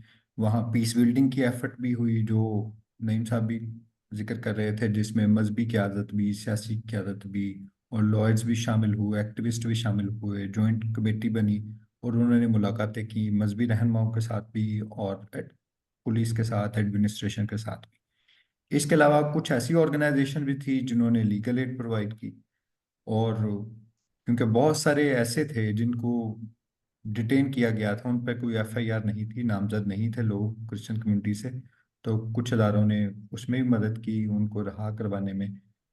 और कुछ ऐसे इदारे भी थे जिन्होंने एडवोकेसी की, फैक्ट फाइंडिंग मिशन किया, जैसे एचआरसीपी और सीएचजे काशिफ साहब गए थे उस मिशन में मेंबर के तौर पर। तो उन्होंने जो फैक्ट्स थे जड़ा वाले मामले पे वो सामने लेके आए कि ये प्री प्लान्ड लगता है, और उस मामले में पुलिस की गफलत जो है वो यहाँ है। और ये भी है कि वो जो एविडेंस प्रोवाइड किया जा रहा है उस वो यूं ही लगता है कि वो एक तरह से कॉन्केटेड है, या वो खुद साख्ता है, वो क्रिएट किया गया है, वो ऑर्गेनिक नहीं है। लेकिन अगर देखा जाए तो गो के चैलेंजेस तो थे काफ़ी, जड़ावाला में भी, सरगोदा में भी इस तरह के वाकयात हुए। उसके बाद फैसलाबाद में भी पास्टर विकी वाले मामले में भी हमें नज़र आया कि एक मखसूस नैरेटिव जो है वो नाफिज करने की कोशिश की गई है, और ये बताने की कोशिश की गई है कि जो वो कह रहे हैं वो ही कहा जाए, वरना खामोश रहा जाए। लेकिन इस मामले में कुछ अपॉर्चुनिटीज भी हैं जो मुझे लगता है कि उस पर बात करनी चाहिए, बेशक एक अलग सेशन हो। वो ऐसे कि आपने ये देखा, सीएम जो पंजाब है उन्होंने कई बार वो जड़ावाला विजिट किया, फिर काजी फाइज ईसा साहब ने गो के इंडिविजुअल कैपेसिटी में गए, वहां विजिट किया, मीडिया ने बहुत कवर किया। लेकिन हमारे जो रहनुमा है मजहबी, सियासी और कई वकला, उनको मौका मिला है हाई प्रोफाइल लोगों के साथ, जो मुल्क में डिसीजन मेकर्स हैं उनके साथ मुलाकातें करना है। मैं जिक्र कर रहा हूँ कि हमारे रहनुमाओं को प्राइम मिनिस्टर के साथ भी मुलाकात का मौका मिला है, उन्हें चीफ ऑफ आर्मी स्टाफ के साथ भी मुलाकातों का मौका मिला है। लेकिन माजरत के साथ मैं नहीं जानता कि उस मुलाकातों का टेक अवे क्या है, इन्होंने क्या बात की और उन्होंने क्या कमिटमेंट की। आया इन्होंने बात की कि ये जो इश्यूज हैं इसको एड्रेस करने की ज़रूरत है, या सिर्फ ये बात की कि गिरजाघर बना दिए जाए या घर तमीर कर दिए जाए। वो ज़रूर आप कोई सेशन करके पूछिए कि उसका क्या टेक अवे है, कुछ फॉलो अप हुआ, कोई कमिटमेंट हुई कि नहीं हुई। फिर इस हवाले से नेशनल कमीशन फॉर माइनॉरिटीज के हवाले से एक बिल था, वो पेश किया गया। वो खैर बहुत अच्छा बिल भी नहीं था, उसकी कंपोजिशन में प्रॉब्लम थी, वो सेनेट में टेक अप नहीं हुआ, वो नेशनल असेंबली में पास हो गया था। फिर 298 ए का मामला था, जो किरण ने भी जिसकी तरफ इशारा किया, वो कौमी असम्बली में भी पास हो गया, सेनेट में भी पास हो गया, लेकिन खुदा का शुक्र है कि वो सदर पाकिस्तान ने उसे असेंड नहीं दी अभी तक, और वो दोबारा हो सकता है कि रिव्यू हो और फिर दोबारा उसे प्रोसेस किया जाए नेशनल असेंबली में भी, सेनेट में भी, लेकिन उसकी अभी कानूनी हैसियत नहीं। फिर रिलीजियस एजुकेशन के हवाले से करिकुलम तो पास कर दिया गया है वफाकी हुकूमत ने, यानी कि मिनिस्ट्री ऑफ एजुकेशन फेडरल ने, और सिंध ने भी इस तरह ही कुछ करिकुलम और एनओसी जारी किया है कि टेक्स्ट बुक्स इशू की जाए। रिलीजियस एजुकेशन एक ऐसा सब्जेक्ट है जो इस्लामियात और एथिक्स के मुतबादल जो अक़लीती बच्चे हैं वो अपना अपना मजहब पढ़ेंगे, लेकिन इसकी इम्प्लीमेंटेशन नहीं है। नोटिफिकेशन सिंध में जो इशू हुआ है वो 3 मज़ाहब से मुतल्लिक है और उसमें कैटेगिज्म का कोर्स शामिल नहीं है, और ये कहा जा रहा है कि फेडरल गवर्नमेंट की तरफ से उन्हें ये कोर्स ही अभी तक प्रोवाइड नहीं किया। यूँ कह लें कि नोटिफिकेशन पास हो चुका है, एनओसी जारी हो चुके हैं टेक्स्ट बुक्स को, लेकिन अभी तक वो स्कूलों में ऑफर नहीं किया गया सब्जेक्ट। फिर कुछ अगर मुझे इजाज़त दें तो एक दो बैन अवी सतह की बातें हैं वो कर लें, ताकि थोड़ा सा फ्लेवर फर्क आ जाए। मामला ये है कि गो के हम सारे पाकिस्तानी हैं और हम सूरत हाल का जायजा ले रहे हैं, लेकिन इसका मतलब हरगिज़ ये नहीं है कि बैन अवी बरादरी इससे गाफिल है। वो जानते हैं। आपको अगर याद हो तो 2014 में जीएसपी प्लस स्टेटस पाकिस्तान को ग्रांट किया गया था यूरोपियन यूनियन की तरफ से, और ये दिसंबर में 10 साल मुकम्मल हो रहे हैं वो दिया जाता है, और उसके मतबादल इनको कोई गवर्नमेंट को कमिटमेंट करनी पड़ती हैं, 34 के करीब जो मुआहदे हैं, 27 गालबन, वो साइन करने पड़ते हैं और उसको रेटिफाई करने पड़ते हैं, उसकी इम्प्लीमेंटेशन इंश्योर करनी पड़ती। वो मुआहदा एक तरह से एग्रीमेंट खत्म हो रहा है, लेकिन यूरोपियन यूनियन ने 4 साल की पाकिस्तान को एक्सटेंशन दे दी है, और पाकिस्तान मुस्तफीद हो सकेगा, जो इकॉनमी है उसको फ़ायदा होगा, एक्सपोर्ट्स हमारी कुछ टैरिफ फ्री पहुंच जाएंगी यूरोपियन मंडियों में। लेकिन उन्होंने पिछले महीने एक रिपोर्ट जारी की। उस रिपोर्ट में उन्होंने ये तो कहा है कि कुछ लेजिस्लेशन के हवाले से प्रोग्रेस हुई है, लेकिन उन्होंने ये भी कहा है कि कुछ इश्यूज अभी भी हैं और हमें लग रहा है कि प्रोग्रेस मशकूक है। वो अगर आपको मौका मिले तो ज़रूर देखिए। एक यूरोपियन यूनियन का ये हवाला है जीएसपी प्लस स्टेटस की असेसमेंट रिपोर्ट, जिसमें उन्होंने force conversion, blasphemy, hate speech, जो रिलीजियोसिटी इन एजुकेशन सिस्टम है उस पर बात की है, और एड्रेस की करने की कोशिश की गई है कि उनके ये कंसर्न्स हैं जिसको एड्रेस करने की ज़रूरत है। फिर अगर देखें तो US commission on international religious freedom एक अदारा है यूएस का, जो उसका मैंडेट रिलीजियस फ्रीडम पर रिपोर्ट इशू करना है पूरी दुनिया का। उन्होंने पिछले कोई 2018 से पाकिस्तान को कंट्री ऑफ पर्टिकुलर कंसर्न में शामिल किया, यानी कि उन ममालिक की फहरिस्त में जहाँ पे मजहबी जो आज़ादियाँ हैं उनकी जो इम्प्लीमेंटेशन है वो कोई तसल्ली बख्श नहीं। वो अभी तक जारी है, वो कि हम ग्रे लिस्ट से तो निकल गए फैटिफ की, लेकिन ये अभी भी है।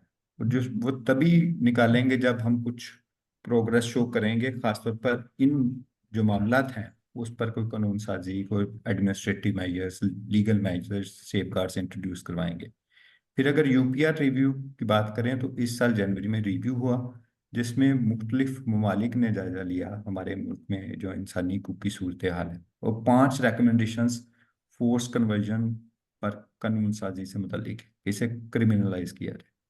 और ब्लास्फेमी से मुतल्लिक कोई 12 रिकमेंडेशंस हैं, जिस पे ममालिक ने अपने तहफ़्फ़ुज़ात का इजहार किया और रेकमेंड किया है कि इस पर कुछ जो इसका मिसयूज़ है उसको ख़त्म करने के लिए कानून साजी की जाए, कोई मेजर्स लिए जाए। और जहाँ तक मामला है होप का, जो अशकनाज साहब ने भी कहा, तो उसको देखा जाए तो नादिया साहिबा ने भी कहा कि दादोशुमार का पता होना चाहिए कि हम कितने हैं। गो के हमारे मुल्क में सेंसिस तो हुआ है इस साल, लेकिन उसके दादोशुमार अभी ज़ाहिर नहीं किए गए। लेकिन 2017 का जो अफरादशुमारी हुई थी उसके दादोशुमार मेरे पास है। वो अगर देखा जाए तो पाकिस्तान में क्रिश्चियंस की आबादी को 26,42,000 के करीब है। और इसके बरक्स अगर देखें नादरा के रिकॉर्ड के मुताबिक, 2017-18 के रिकॉर्ड के मुताबिक, तो नादरा में जो रजिस्टर्ड क्रिश्चियंस हैं, वो चाहे सीएनसी होल्डर्स हैं या बेफॉर्म होल्डर्स हैं, उनकी तादाद है 18,73,000। यानी कि आबादी और नादरा में रजिस्ट्रेशन का फर्क तकरीबन 7,07,000 का है। तो ये देखें कि अभी भी मामलात ऐसे हैं कि बहुत सारे जो अशखास हैं, बच्चे हैं या जवान हैं, वो रजिस्टर ही नहीं है नादरा, जिसकी वजह से आपकी पॉलिटिकल पार्टिसिपेशन पर भी असर पड़ता है। और अगर अपॉर्चुनिटी देखी जाए, होप देखी जाए, तो इलेक्शन 2023 एक मौका है कि आप सियासतदानों के पास जाएं जो आपके हल्के के हैं। वो हम इस हवाले से कैंपेन भी कर रहे हैं। आप भी जहां मौका मिलता है ज़रूर जाइए, अपनी इंडिविजुअल कैपेसिटी में, ऑर्गेनाइजेशनल कैपेसिटी में, या चंद दोस्त हम ख्याल शामिल करके उनके सामने ये अपने जो मुतालबात हैं, जो मसाइल हैं, उनसे ये वादे लें कि आप जब हुकूमत में आएंगे और आपकी पार्टी जब हुकूमत में आएंगे तो इस पर कोई तसल्ली बख्श, कोई मीनिंगफुल जो है इकदाम उठाएंगे। फिर होप की अगर बात की जाए तो आपको याद होगा मिनिस्ट्री ऑफ रिलीजियस फ्रीडम जो अफेयर्स है, मिनिस्ट्री जो ये सेमिनार जनवरी में किया है, उससे पहले भी नेशनल माइनॉरिटीज डेज के हवाले से भी ये सेमिनार करते रहे हैं, लेकिन उसमें भी माइनॉरिटीज को नहीं बुलाते स्टेज पर, लेकिन माइनॉरिटीज डे के हवाले से सेमिनार जरूर कर। फिर कोई भी लेजिस्लेशन, वो सेनेट में हो, कोई नेशनल असम्बली में हो, कोई भी माइनॉरिटीज से मुतल्लिक जो लेजिस्लेशन हो, वो स्टैंडिंग कमेटी रिलीजियस अफेयर्स की जो है उसके पास जाती है और हमेशा रद्द हो जाती है। तो मेरा ख्याल है जो इंटरफेथ हार्मनी हमने रिलीजियस अफेयर्स के मिनिस्ट्री के साथ जोड़ा, जब तक ये अलग नहीं होगा वो उनका इन्फ्लुएंस कम नहीं होगा। इसको बेशक माइनॉरिटीज के मामलात को ह्यूमन राइट्स मिनिस्ट्री डील करे तो बेहतर है, उनकी कैपेसिटी भी है, वो इंसानी हकूक के मामलात भी समझते हैं। लेकिन रिलीजियस अफेयर्स की एक्सपर्टीज कुछ और है, और वो कुछ और ही काम करे तो सलीम बेहतर साहब, है, आपकी वरना बहुत लेजिस्लेशन। राय जो हमारे लिए बहुत ज्यादा अहम है, लेकिन क्योंकि हम वक्त के दौरानिए से थोड़ा सा आगे चले गए हैं, तो मैं चाहूंगा कि आपकी बात बहुत अहम है और हम चाहते हैं कि जितनी आपने बातें की और जो आपने होप के वाले से हमें अगर आप कुछ रिटर्न में दे देंगे तो हम अपने इस मुसद्दे का चलें, हिस्सा लाजमी तौर एक, पर बताएंगे। लेकिन वक्त की नज़ाकत को मद्देनजर रखते हुए मैं हमें समझ काशिफ गया, असलम साहब की तरफ जाना पड़ेगा, 1 क्योंकि मिनट मुझे हम आखिर में दे दीजिएगा। अभी लेने, आप अभी लेने, फिर काशिफ असलम साहब के साथ हम कर लेते कंप्रोमाइज, अच्छा ये चलें, बात कंप्लीट करें। अगर होप की बात की जाए या ये समझा जाए कि कुछ अपॉर्चुनिटीज, तो मेरा ख्याल कुछ इकदाम करने की जरूरत है। बहुत सारे अदारों ने क्रिश्चियंस के ऊपर रिसर्च की, बहुत सारे अदारे जिनमें सेंटर फॉर सोशल जस्टिस भी है। हमने एक रिसर्च की कि चर्च रन स्कूल्स हैं, वहाँ मैट्रिकुलेशन के बच्चे कैसा प्रोग्रेस कर रहे हैं और वहाँ इंफ्रास्ट्रक्चर कैसा है। तो हमने ये जाहिर हुआ उस रिसर्च के बारे में कि वहाँ टीचर्स की कैपेसिटी लैक करती है, इंफ्रास्ट्रक्चर लैक करता है, उसको इम्प्रूव करने की जरूरत है। फिर हमने एक पॉवर्टी के हवाले से स्टडी की, जिसमें हमने ये देखा जो क्रिश्चियंस हैं जो कर्जे लेते हैं माइक्रो फाइनेंस इंस्टीट्यूशन से, उनमें ट्रेंड ज्यादा ये है कि वो कर्जा बिजनेस करने के लिए नहीं लेते, वो कर्जा लेते हैं पुराना कर्जा चुकाने के लिए या अपनी जो जरूरत की चीजें हैं, जो शादी ब्याह के मामला है, ये करने के लिए। उस स्टडी से इस्तेफादा किया जा सकता है। चर्च एंड स्कूल्स पे जो स्टडी, उससे इस्तेफादा किया जा सकता है। फिर हमने डेवलपमेंट प्रोफाइल और विलेजेस की एक स्टडी की, उसमें भी हमने देखा है कि बहुत सारे ऐसे क्रिश्चियन मेजोरिटी विलेजेस हैं जहाँ सुई गैस ही नहीं, और भी कई सहूलियात नहीं है, स्कूलों की हालत खराब है, आईटी की सहूलियात वहाँ नहीं है। तो उसके लिए उन ऐसी स्टडीज आपको मौका देती हैं कि आप ये देखें किस एरिया में काम करना है। और ख़ास तौर पर ये मामला है कि जो गवर्नमेंट की फंडिंग है, वो अगर देखा जाए तो टेवटा और पीवीटीसी के पास बहुत महदूद फंड दिए जाते हैं जो कि नॉन रिलीजियस हैं, या ज़कात के फंड के अलावा फंड दिए जाते हैं जिससे वो माइनॉरिटी से मतलब जो तल्लक रखने वाले बच्चों हैं उनको अकोमोडेट करते हैं। तो अगर नॉन रिलीजियस फंडिंग उन अदारों की बढ़ाई जाए तो ज़्यादा से ज़्यादा माइनॉरिटीज़ के बच्चों को मौका मिल सकता है कि वो टेक्निकल एजुकेशन हासिल कर सकें। फिर ministry of human rights and minorities affairs के पास फंड होता है, और वो आमतौर पर फंड अपना वर्शिप प्लेसेस की कंस्ट्रक्शन या रेनोवेशन रिहेबिलिटेशन पे लगा देते हैं। वही फंड अगर 5 सालों के लिए आप तालीम में और हुनर में इन्वेस्ट करें तो आपको फर्क वाज़ह नजर आएगा कि क्रिश्चियन कम्युनिटी की हालत बेहतर होगी अगर वो चर्च एंड स्कूलों पर लगाए जाएंगे। कम्युनिटी लेवल के जो स्कूल्स हैं उस पर लगाया जाए, स्किल डेवलपमेंट और एजुकेशन में अगर इन्वेस्ट किया जाए तो कुछ बेहतरी के इम्कान है। और एक मामला ये भी है कि ये भी कहा गया कि एक ये भी अपॉर्चुनिटी हो सकती है कि जो जिलानी जजमेंट है उसकी इम्प्लीमेंटेशन से मुतल्लिक को एक्शंस लिए जाएं। हमारे जो लीडरान हैं सियासी और मजहबी और दीगर भी, वो जहां भी उन्हें मौका मिलता है हाई लेवल एंगेजमेंट का, तो उनसे कमिटमेंट ले के उसको इम्प्लीमेंट करेंगे। फिर लाहौर हाई कोर्ट की 2019 की एक जजमेंट है जिसमें लाहौर हाई कोर्ट ने कहा है कि 14 साल से कम उम्र बच्चे का जो कैपेसिटी है लीगल वो लैक करती है, वो इस उम्र में मजहब तब्दील नहीं कर सकता इस तरह। इसलिए इस्लामाबाद हाई कोर्ट का एक पिछले साल का 2022 का एक फैसला है जिसमें उन्होंने ये कहा है कि 18 साल से कम उम्र बच्चा चाहे उसकी मर्जी शादी के लिए शामिल हो या ना शामिल हो, वो शादी गैर कानूनी। तो इस तरह की जजमेंट को अगर प्रेसिडेंट बनाया जाए, जो लॉयर्स हैं वो भी अपनी पिटीशन में शामिल करें, तो मेरा ख्याल कुछ बेहतरी के इम्कान हैं। आपका बहुत एकदम शुक्रिया। हमारी बहुत ज्यादा खास तौर पर ख्वाहिश जीएसपी हमारी प्लस स्टेटस के हवाले से जो ऑब्लिगेशंस हैं पाकिस्तान, वो अगर पूरी करे तो कुछ बेहतरी के इम्कान हैं। नहीं थैंक साहब, यू। हमारी बहुत ख्वाहिश थी कि आपकी तरह हम अपनी किताबों के साथ जो आप छापते हैं हम उनके साथ कनेक्टेड है, ताकि हमारे अंदर भी ये एबिलिटी हो कि हम दूसरे का टाइम ले सके। मेरी अभी गुजारिश होगी काशिफ असलम साहब से। काशिफ साहब प्लीज बताइए कि आपको क्या उम्मीद नजर आ रही है आने वाले वक्त में इन तमाम केसेस को मद्देनजर रखते हुए। जी बिल्कुल, गुंजाइश तो कोई नहीं है, लेकिन दो तीन इंपॉर्टेंट चीजें हैं। सुनील साहब ने कोई कसर नहीं छोड़ी बाय द वे। दो तीन चीजें जो बेसिकली मैं कहूंगा कि मिस्ड अपॉर्चुनिटीज हैं पिछले 2-3 सालों में, और खासतौर पे इस 2023 के साल में।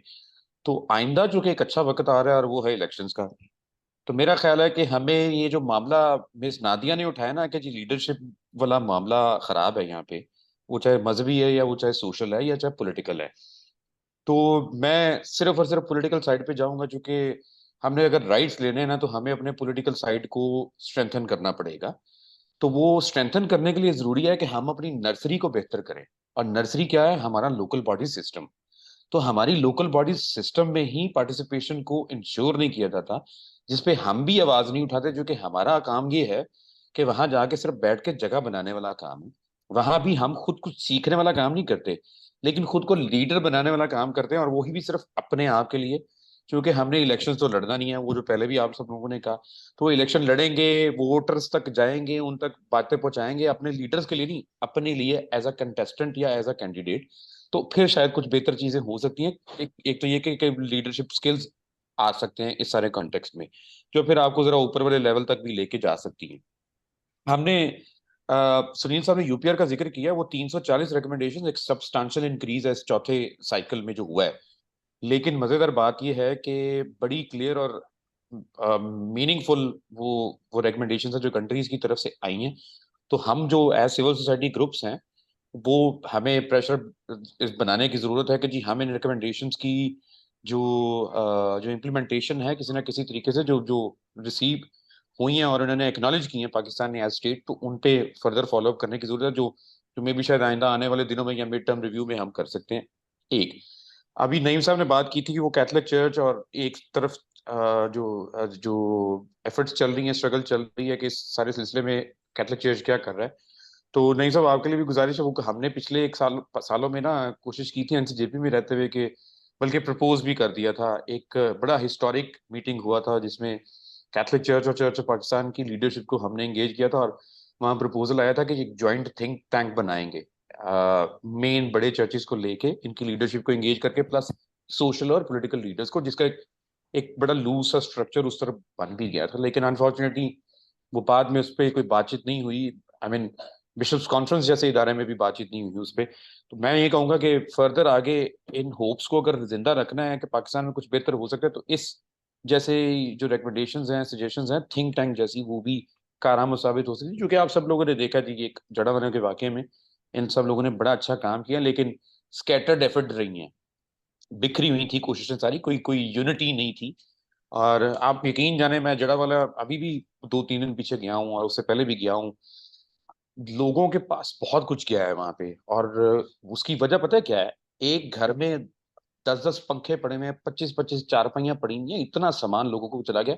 और वजह पता है क्या है? सिर्फ ये कि हमने एक दूसरे से ना वो सिनर्जीज शेयर नहीं की, सिंक्रनाइज नहीं किया अपनी एफर्ट्स को लेके। जी पूछ लें फलाना बंदा कहाँ जा रहा है, मैंने यहाँ कर दिया, मैं जाके वहां पे करूं या ना करूं। तो लैग हम अंदर खुद भी कर रहे हैं। वो सिर्फ एनजीओज को नहीं जा रहा काम कि जी एनजीओज ही वो सारा कर रही हैं, फंड्स ये वो सवाल है सारे। वहां पीछे और भी बहुत सारे लोग हैं जो 1.5 इंच की मस्जिद बना के इन सारी चीजों को लेके बैठे हुए हैं। तो उनको जरा थोड़ा सा सोशल ऑर्गेनाइजेशन के साथ कनेक्ट करने की जरूरत है, जरा सीखने की जरूरत है कि इन चीजों को किस तरह से बेहतर अंदाज में किया जा सकता है। तो ये भी होप को फर्दर आगे अच्छा बना सकती है। आखिरी बात ये कि जीएसपी प्लस वाले मामले को लेके तो हम सिविल सोसाइटी वाली ऑर्गेनाइजेशंस तो करेंगी काम, लेकिन ये है कि जी इन लीडरशिप्स को जो बाहर जा रही हैं फॉरेन कंट्रीज में, खास तौर पे हमारी जो जो रिलीजियस लीडरशिप है, इनको भी फर्दर कनेक्ट करने की जरूरत है सोशल ऑर्गेनाइजेशन के साथ कि जी कोई एवेन्यूज हैं, कोई अपॉर्चुनिटीज हैं, तो आए हमारे साथ मिलकर, या हमें कम से कम कोई लिखी हुई चीज दे दे जो हम आगे जाके प्रेजेंट कर सकें। ना कि सिर्फ हम अपनी एक चर्च की रिप्रेजेंटेशन को लेके वहां पे इंटरनेशनल इवेंट्स पे या इंटरनेशनल कम्युनिटी को जाके मैसेजेस दें। कोई थोड़ी प्रॉपर रिसर्च या एविडेंस बेस्ड कोई चीजें लेके जाएंगे तो वो जरा बेहतर तरीके से हो सकेंगी। थैंक यू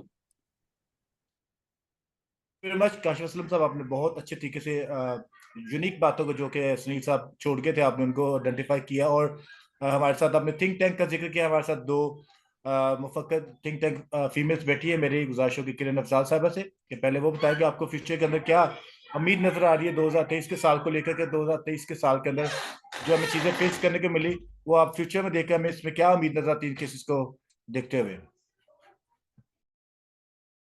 जी बिल्कुल, थैंक यू। काफ़ी हद तक सुनील ने और काशिफ ने कवर कर दिया है, गुंजाइश नहीं है जैसे काशिफ ने भी कहा। सो एक दो पॉइंट्स जो मुझे लगता है कि हम ग्रास रूट लेवल पर बात कर सकें, जैसे कि पहले बात हुई कि नर्सरी बेहतर करने वाली, इसको मैं एक दूसरे एंगल से ये देखती हूँ कि मुख्तलिफ अदवार में इस बात पर बात की जाती रही कि हमारे जो नुमाइंदगान है, क्योंकि एक बेसिक अपॉर्चुनिटी हमारे पास इस वक्त वो इलेक्शंस हैं, और उसमें हमारी जो पॉलिटिकल रिप्रेजेंटेशन है उसी के थ्रू, चाहे वो लोकल गवर्नमेंट में हो, मेन स्ट्रीम में हो, उसके थ्रू हम मुख्तलिफ लेवल्स पर इन तमाम बातों को कर सकते हैं। क्योंकि हिस्ट्री गवाह है कि जब भी कोई वाकया होता है तो तमाम मशीनरी हरकत में आती है, लेकिन उससे पहले और उसके आगे हम सब जो हैं वो अपने अपने नॉर्मल रूटीन लाइफ में चले जाते हैं, और उसको जो है वो हम उस तरह से सीरियस नहीं लेते, और प्रिपेयर्डनेस पे काम नहीं किया जाता। तो मेरा ख्याल है अभी एक अपॉर्चुनिटी है बहुत बड़ी, जनरल इलेक्शंस, उसमें एक जो एक आम जो हमारी स्टेटमेंट रही है और एक गुजारिश रही है और एक डिमांड रही है कि जो नुमाइंदा हमारे वोट से नहीं आया वो हमारे लिए काम भी क्या करेगा। सो जनरली ये एक तासुर देखा गया है, और ये बहुत लोग विटनेस करते रहे हैं लोकल लेवल पर, इसको नेशनल लेवल पर, उस पर बहुत ज्यादा बहस भी रही है कि हमारे जब नुमाइंदे जिनके पास हम अपना अपना मंशूर लेकर, अपने गुजारिशात लेकर जब जाते हैं, चाहे वो मुनज़्ज़म सूरत में हो, चाहे वो एक कम्युनिटी के लेवल पर एक दो लोग उठकर लाइक माइंडेड वो चले जाएं, तो हमारे जो नुमाइंदगान हैं उनकी सीरियसनेस और उनका इंटरेस्ट जो है हमारे इश्यूज के बजाय उन पार्टीज के मंशूर को, उनके पॉलिटिकल मैनिफेस्टो जो पार्टी का होता है, इलेक्शन का जो मंशूर होता है, उस पर होती है कि उन्होंने अपने आप को टिकट दी हुई, जो उनके पास टिकट होती है, उसके बदले उन्होंने पार्टी को क्या चुकाना है,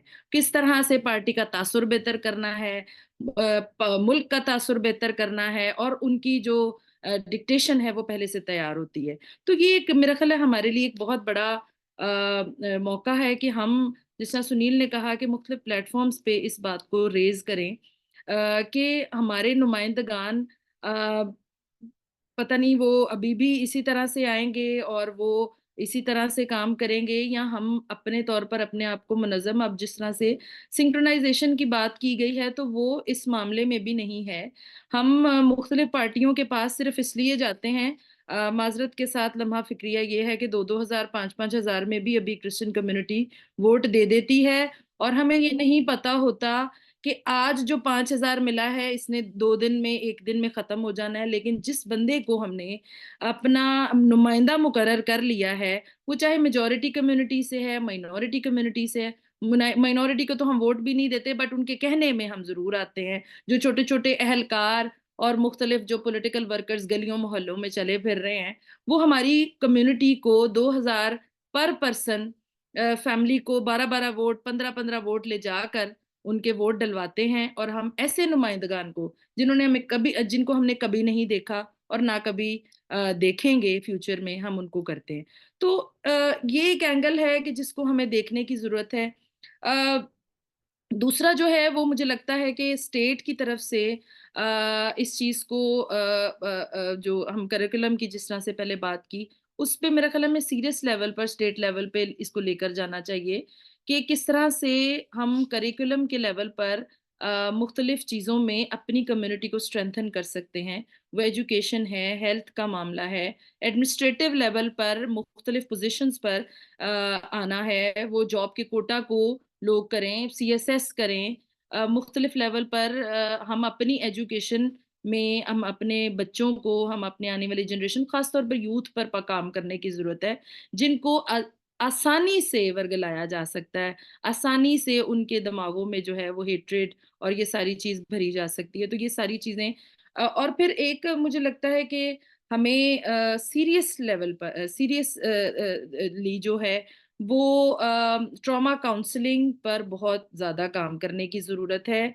क्योंकि ट्रॉमा काउंसलिंग एक ऐसा आंसर है जिसको हम हर इंसिडेंट के दौरान, इंसिडेंट के बाद, इंसिडेंट से पहले हम इग्नोर करते आए हैं, और हमने उन तमाम लोगों को हालात के रहमो करम पर छोड़ देते हैं, और हम सिर्फ हम research is also equally important, response is also equally important, but मेरा ख्याल है कि उनकी रिहेबिलिटेशन, उनकी साइको सोशल सपोर्ट और उनकी ट्रॉमा हीलिंग जो है, उसके लिए बाकायदा तौर पर क्रिश्चियन कम्युनिटी को, मेरा ख्याल है हमारे पास जर्नली दूसरी कम्युनिटीज और गवर्नमेंट के लेवल पर भी कुछ इंफ्रास्ट्रक्चर है जो कि समहाउ इफेक्टिव है, और उसके साथ साथ NGOs मुख्तलिफ, जिस तरह से AGHS है और मुख्तलिफ अदारे हैं जो इस चीज़ को के ऊपर फोकस करते हैं। बट मेरा ख्याल है कि अपनी कम्युनिटी में जिस तरह से मुख्तलिफ अभी लोग मिलकर काम कर भी रहे हैं, बट सिंक्रोनाइज्ड होकर हमें नीड बेस्ड एक्शंस और नीड बेस्ड रिस्पॉन्स और नीड बेस्ड जो है वो उस चीज़ को काम करने की ज़रूरत है जिस चीज़ की ज़रूरत है। और फिर पॉवर्टी लेवल भी ऑफ कोर्स इसी तरह से हम कर सकते हैं कि जिस तरह एजुकेशन को अगर बेहतर बनाया जा सके, तो उसके लेवल पे, क्योंकि देखा जाए पास्ट में जो कम्युनिटीज जो हैं वो थोड़ी सी मार्जिनलाइज्ड हैं या पुअर हैं, या ऐसे इलाके जहां पर कोई लीडरशिप नहीं है, वहीं पर अटैक्स ज्यादा होते हैं। ठीक है, जो कम्युनिटीज जो हैं वो थोड़ी सी एजुकेशन में उनका उनका जो इकोनॉमिक स्टेटस है वो थोड़ा सा बेहतर है, उन पे हाथ डालना इतना आसान नहीं होता इन लोगों के लिए। तो ये इंटॉलरेंस जो है उसका जो गुबार निकाला जाता है वो तमाम इस तरह की कम्युनिटीज में है। तो मेरा ख्याल है विद इन कम्युनिटीज सिंक्रोनाइजेशन की मुझे याद पड़ता है NCJP के वक्त में जब बात हुई थी कि इजाफी नंबर दिए जाते हैं हाफिज कुरान को, तो एक मामला जो है वो हम कोर्ट में लेके गए पीटर जेकब साहब की रहनुमाई में, और उसमें मुझे अभी भी याद है कि मैं उसमें प्रेजेंट हुई थी केस में, और जज साहब के रिमार्क्स थे कि ये क्या मामला आपने शुरू कर लिया आपकी कम्युनिटी के अंदर, तो मतलब एक जगह पर बैठना जो है, आप बात कर रहे हैं कि एक मुत्तफिका तौर पर सिलेबस हो और उसका एग्जाम दिया जाए और हमें भी हाफिज कुरान की तरह मार्क्स दिए जाएं, बट क्या कम्युनिटी एक जगह पर बैठने को तैयार है? और हमने ये कोशिश करने की बहुत कोशिश की और उसके बाद दूसरे साथी भी गवाह हैं कि ये लम्हा बलम्हा इसमें और वक्तन फवक्तन कोशिशें की जाती रहीं, बट क्या with in Christian community harmony है? प्रोटेस्टेंट कैथोलिक के साथ नहीं बैठना चाहता, अगर केक कटिंग कर ली है या किसी एक प्रोग्राम पे बैठ भी गए हैं, बट बाद में देयर फॉल अपार्ट।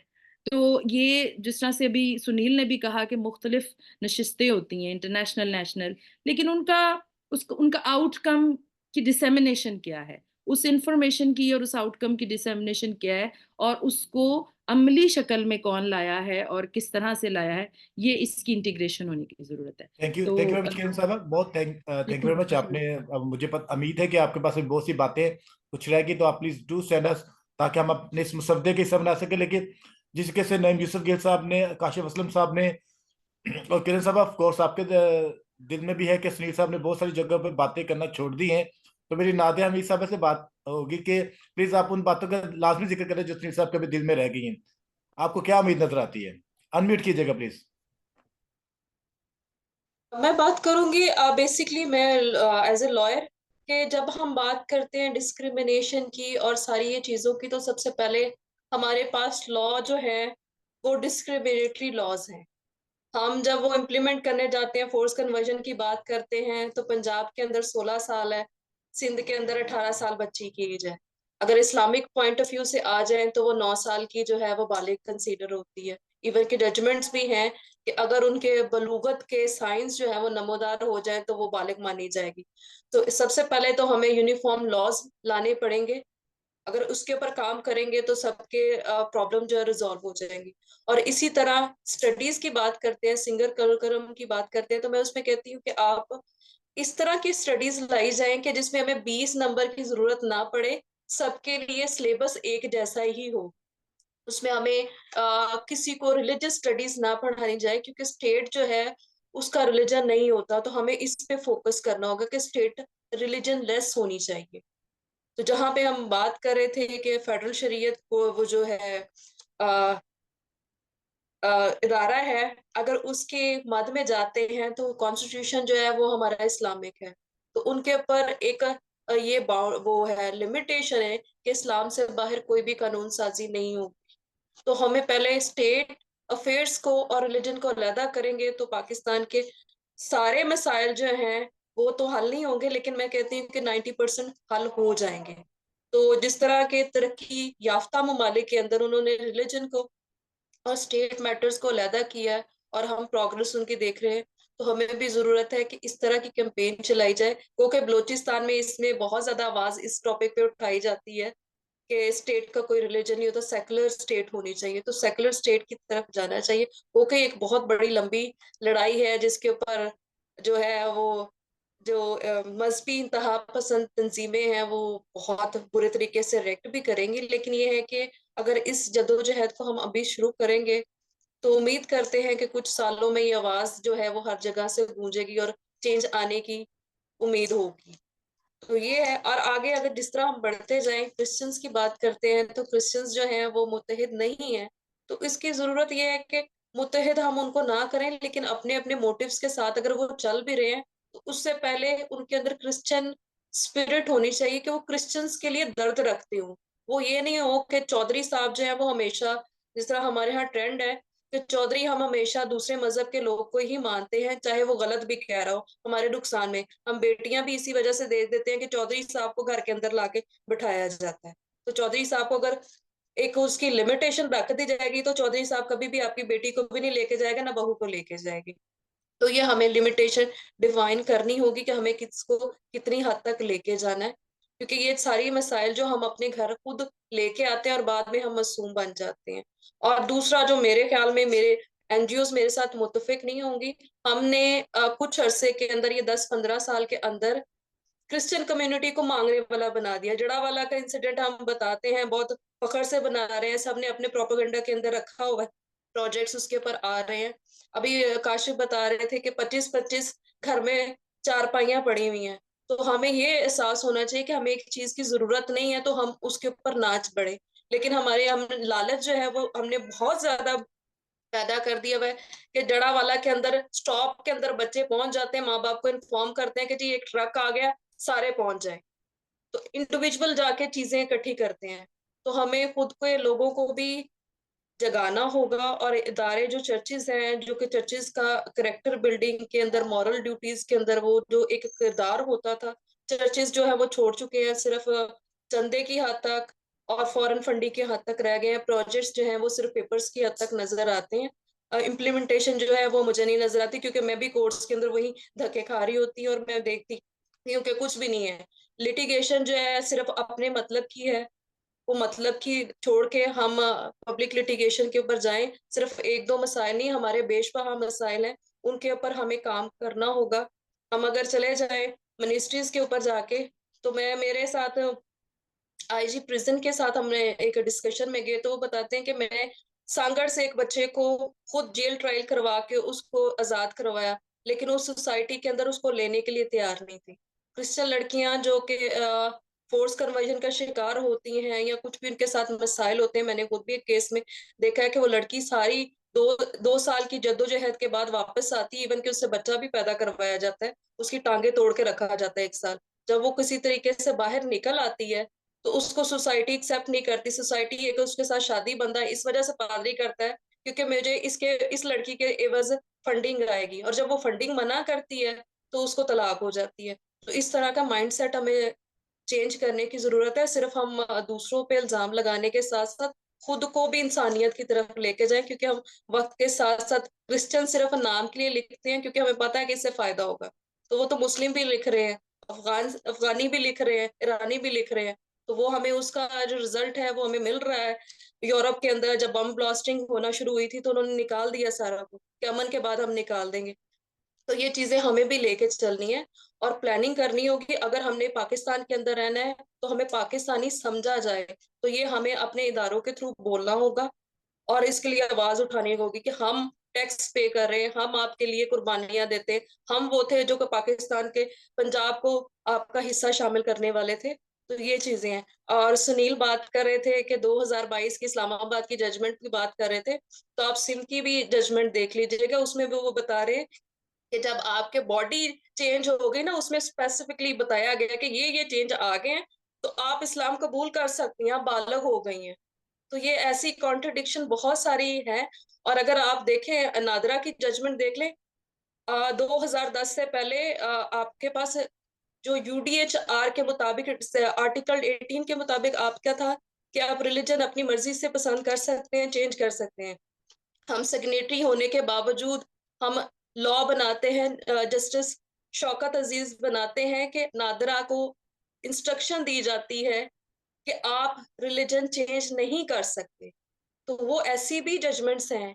हम अगर एक तरफ को देखते हैं तो दूसरी तरफ भी। हाँ, मैं कहती हूँ कि जो जिलानी जजमेंट के ऊपर एक जो पॉजिटिव चीज हुई जड़ावाला के इंसिडेंट के बाद, कि अब मसाक वो सेंटर्स बन गए हैं, वो के सारे क्रिश्चियंस ऑफिसर लगा दिए गए हैं वहां पे। मैं तो उसको भी एक मजाक ही समझती हूँ कि उनको सारों को उठा के घरों से फौरन रातों रात उस सेंटर में लगा दिया है, उनको पता ही नहीं कि क्या काम कर रहे हैं।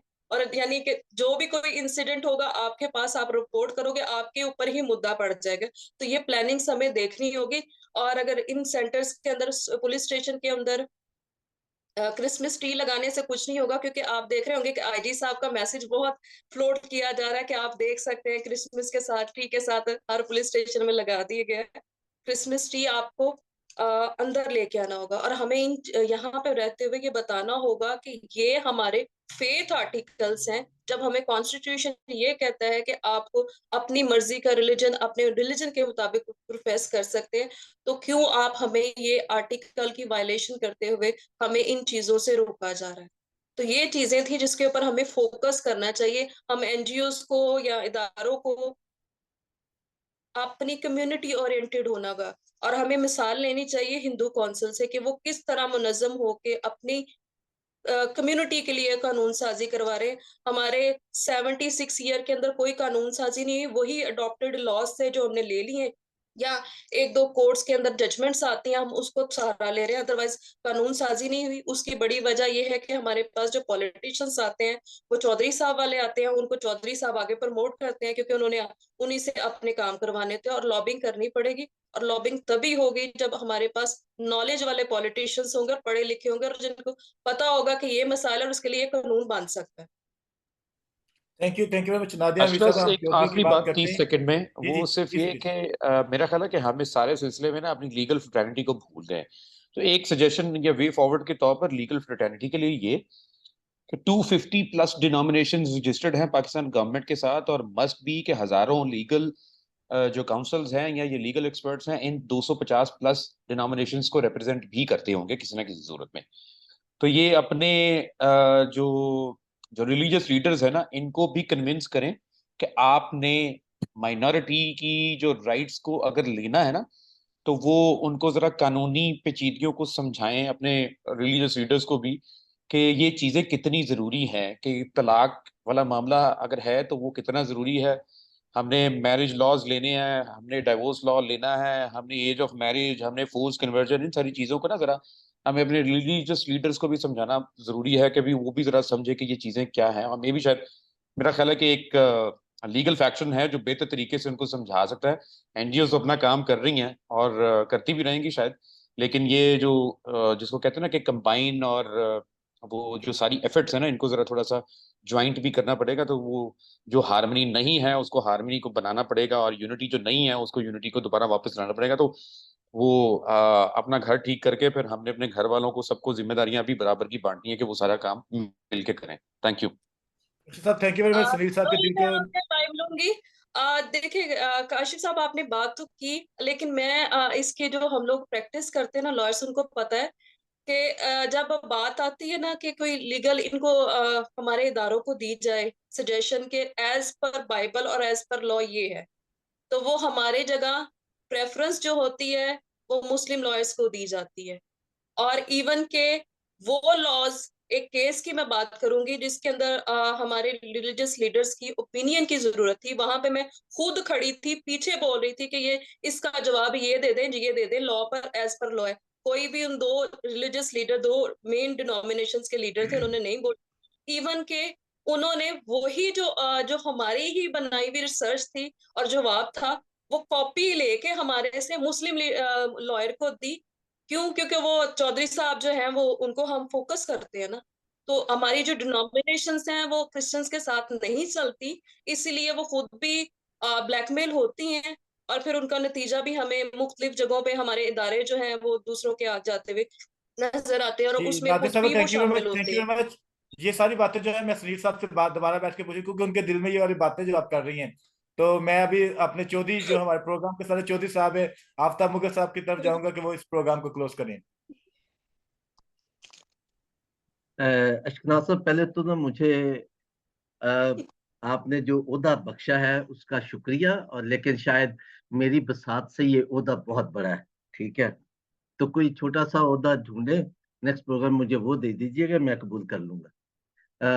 दूसरा ये है कि लाइटर नोट पे आप सुनील साहब के दिल की बातें हमें लगता है कि सबसे ज्यादा समझते हैं, तो वो हमें नेक्स्ट प्रोग्राम में बताइएगा कि वो आपके पास कौन सा सीक्रेट है, या मैं सुनील साहब से पूछ लूंगा। मैं जी, आपके शुक्रिया के साथ आखिर में शुक्रिया अदा करने से पहले मैं बहुत शुक्रगुजार हूँ अपने तमाम जो आज हमारे मुकर्रीन थे। उन्होंने बहुत ही पुरमक्स बातें की हैं। हमारे जो नाजरीन हमारे साथ मौजूद हैं उनके लिए भी, और पर्सनली मेरे लिए बहुत मवाद था सीखने का, अपने आप को रीडायरेक्ट करने का। अ, लेकिन मैं एक दो चीज़ें ज़रूर कहना चाहता हूँ कि अफसोस के साथ कहना पड़ता है कि 2023 का साल 2022 से कतई मुख्तलिफ नहीं था, बल्कि चीज़ें बेहतर होने की बजाय हमें ज़्यादा उसमें खराबी नज़र आती है। और मैं 2023 के साल को कहता हूँ कि another year of survival.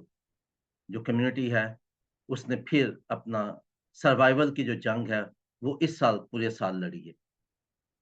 हमारे जो मुकर्रिरी हैं उन्होंने बाकी इश्यूज के साथ दो बड़े इश्यूज का जिक्र किया, ब्लास्फेमी लॉज और फोर्स कन्वर्जन का। और उन्होंने हमें ये भी रहनुमाई की कि इसकी रीज़न्स बहुत सी हैं, लेकिन 2 ज़्यादा बड़ी रीज़न्स उन्होंने बताई कि इंटॉलरेंस है और मज़हबी इंतहापसंदी है मुल्क के अंदर।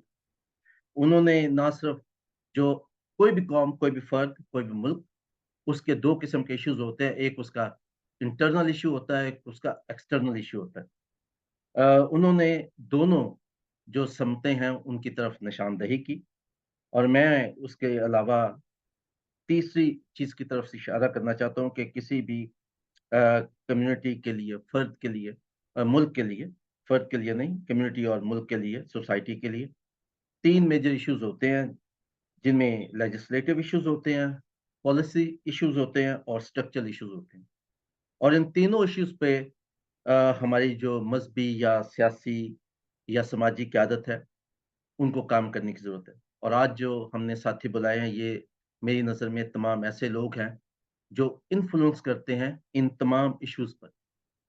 जो किसी न किसी शक्ल में रियासत के साथ भी इंटरैक्ट करते हैं, सिविल सोसाइटी के साथ भी इंटरैक्ट करते हैं और जो हमारी अपनी क़यादतें हैं, उनके साथ भी इंटरैक्ट करते हैं और ये इस पोज़ीशन में हैं कि ये कहीं न कहीं डंट डाल सकें। At the end of the day ये सारे काम रियासत के हैं कि वो पाकिस्तान के तमाम शहरियों को बराबर के हकूक़ दें, उन्हें बराबर समझे। लेकिन रियासत ने हमेशा हमें मायूस किया, जैसे जड़ावाला के वाक़ये में मायूस किया। ये कॉस्मेटिक एक सर्जरी होती है, कॉस्मेटिक जो इक़दामात होते हैं, लेकिन जो उसके अंदर छुपे मुज़म्मरात होते हैं, उनकी तरफ रियासत ने कभी जो है कोशिश नहीं की कि उनको ठीक किया जाए। पंजाबी में है, लेकिन चलिए मैं छोड़ देता हूँ कि जब तक वो उसके अंदर रहेगा, तो आप जितना मर्ज़ी पानी निकाल लें, पानी साफ़ कुएँ से बाहर नहीं आएगा, ठीक है? आप हज़ारों मन जो है ना पानी निकाल लें, वो ठीक नहीं होगा। सो रियासत जो है, उसे जो बुनियादी रीज़न्स हैं, ये सिर्फ़ माइनॉरिटी का इश्यू नहीं है। पाकिस्तान के करोड़ों लोग, क्या उनके पास साफ़ पानी है? नहीं है। क्या उनके पास बुनियादी क्वालिटी फ्री एजुकेशन है? नहीं है। क्या उनके पास क्वालिटी फ्री हेल्थ सर्विसेज़ हैं? नहीं है। क्या हमारे रोड्स जो हैं वो सेफ हैं? नहीं है। क्या पाकिस्तान के जो आम शहरी हैं, उनके पास ज़िंदा रहने के बुनियादी वसाइल हैं? नहीं है। ये सिर्फ़ माइनॉरिटी का इश्यू नहीं है। रियासत को तमाम शहरियों की तरफ, लेकिन क्योंकि माइनॉरिटी ज़्यादा पीछे होती है, लिहाज़ा रियासत को उसकी तरफ भी गौर करना चाहिए। और जब ये कोई कैंपेन होती है इंटरनेशनल, जैसे ब्लैक लाइव मैटर्स, तो जो इंतहापसंद है वो बड़ी खुशी से बता रहे होते हैं कि देखें जी, अमेरिका में ये हो गया, यूरोप में ये हो गया, कि वहाँ पे तो लोग खड़े हो गए हैं अपने हकूक के लिए, ब्लैक लाइव मैटर्स की बात है। जब पाकिस्तान में किसी माइनॉरिटी लाइफ मैटर की बात होगी तो कोई खड़ा नहीं होगा।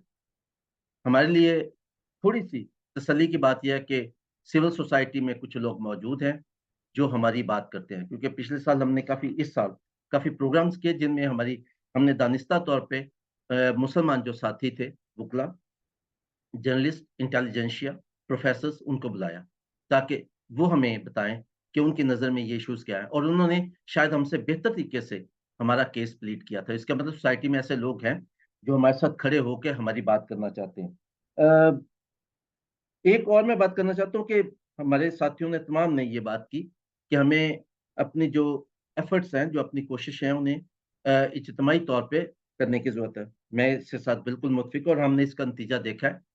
हमने शनाख्ती कार्ड में मज़हब के खाने पर जो नेशनल कैंपेन थी, वो हमने देखी है और हम उसमें जीते थे और उसकी वजह यही थी कि हमने इज्तिमाई तौर पे हम सब ने अपने-अपने मफादत छोड़ के इज्तिमाई तौर पे इस इश्यू पर अपना-अपना हिस्सा डाला था। बहुत दफ़ा हमें मुश्किल पेश आती है कि हमारे बहुत सारे इश्यूज़ जो होते हैं, उनका ताल्लुक शॉर्ट टर्म प्लानिंग से होता है और लॉन्ग टर्म प्लानिंग से होता है और एक उस पे शायद बहुत कम नज़र रखी जाती है।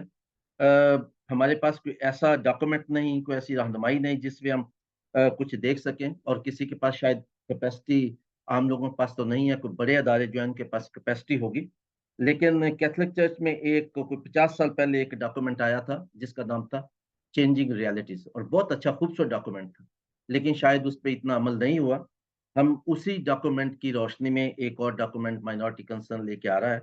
हमने काफ़ी जो हमारे क्रिश्चियन और मुसलमान इंटेलिजेंशिया के लोग हैं, सोचने समझने वाले लोग हैं, उनको एंगेज किया और हम वो डॉक्यूमेंट जो है वो आपके साथ शेयर करेंगे ज़रूर। पब्लिश करने से पहले, उसे लॉन्च करने से पहले, तो हमारी आप ज़रूर रहनुमाई कीजिएगा, ताकि हम एक बेहतर कोई डायरेक्शन वाली बात कर सकें। मैं ये नहीं कहता कि जो हम पेपर लेके आएँगे उसमें बहुत अच्छी बातें होंगी या बड़ा वो कोई मार्कतुल एरार डॉक्यूमेंट होगा, लेकिन शायद वो स्टेप फॉरवर्ड होगा एक एक अपना काम करने के लिए। शायद बाकी लोग फिर उसमें हिस्सा डाल सकें। मुझे आखिर में शुक्रिया अदा करना है अपने नाज़रीन का जो हमारे साथ आखिर तक जुड़े रहे। मुझे शुक्रिया अदा करना है अपने तमाम आज के मुकर्ररीन का, जिनकी गुफ्तगू से हम सब ने बहुत कुछ सीखा है।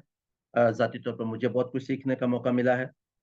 जनाब नईम यूसुफ गिल साहब, किरण अफ़ज़ाल एडवोकेट साहिबा, काशिफ़ असलम साहिब, सुनील मलिक साहिब, मोहतरमा नादिया हमीद एडवोकेट साहिबा, आपका बहुत शुक्रिया। आपने आज के प्रोग्राम के लिए इतना वक़्त निकाला और इतनी भरपूर तरीके से हमारी रहनुमाई की और अपने आपने एक्सपीरियंस के साथ हमें बताया।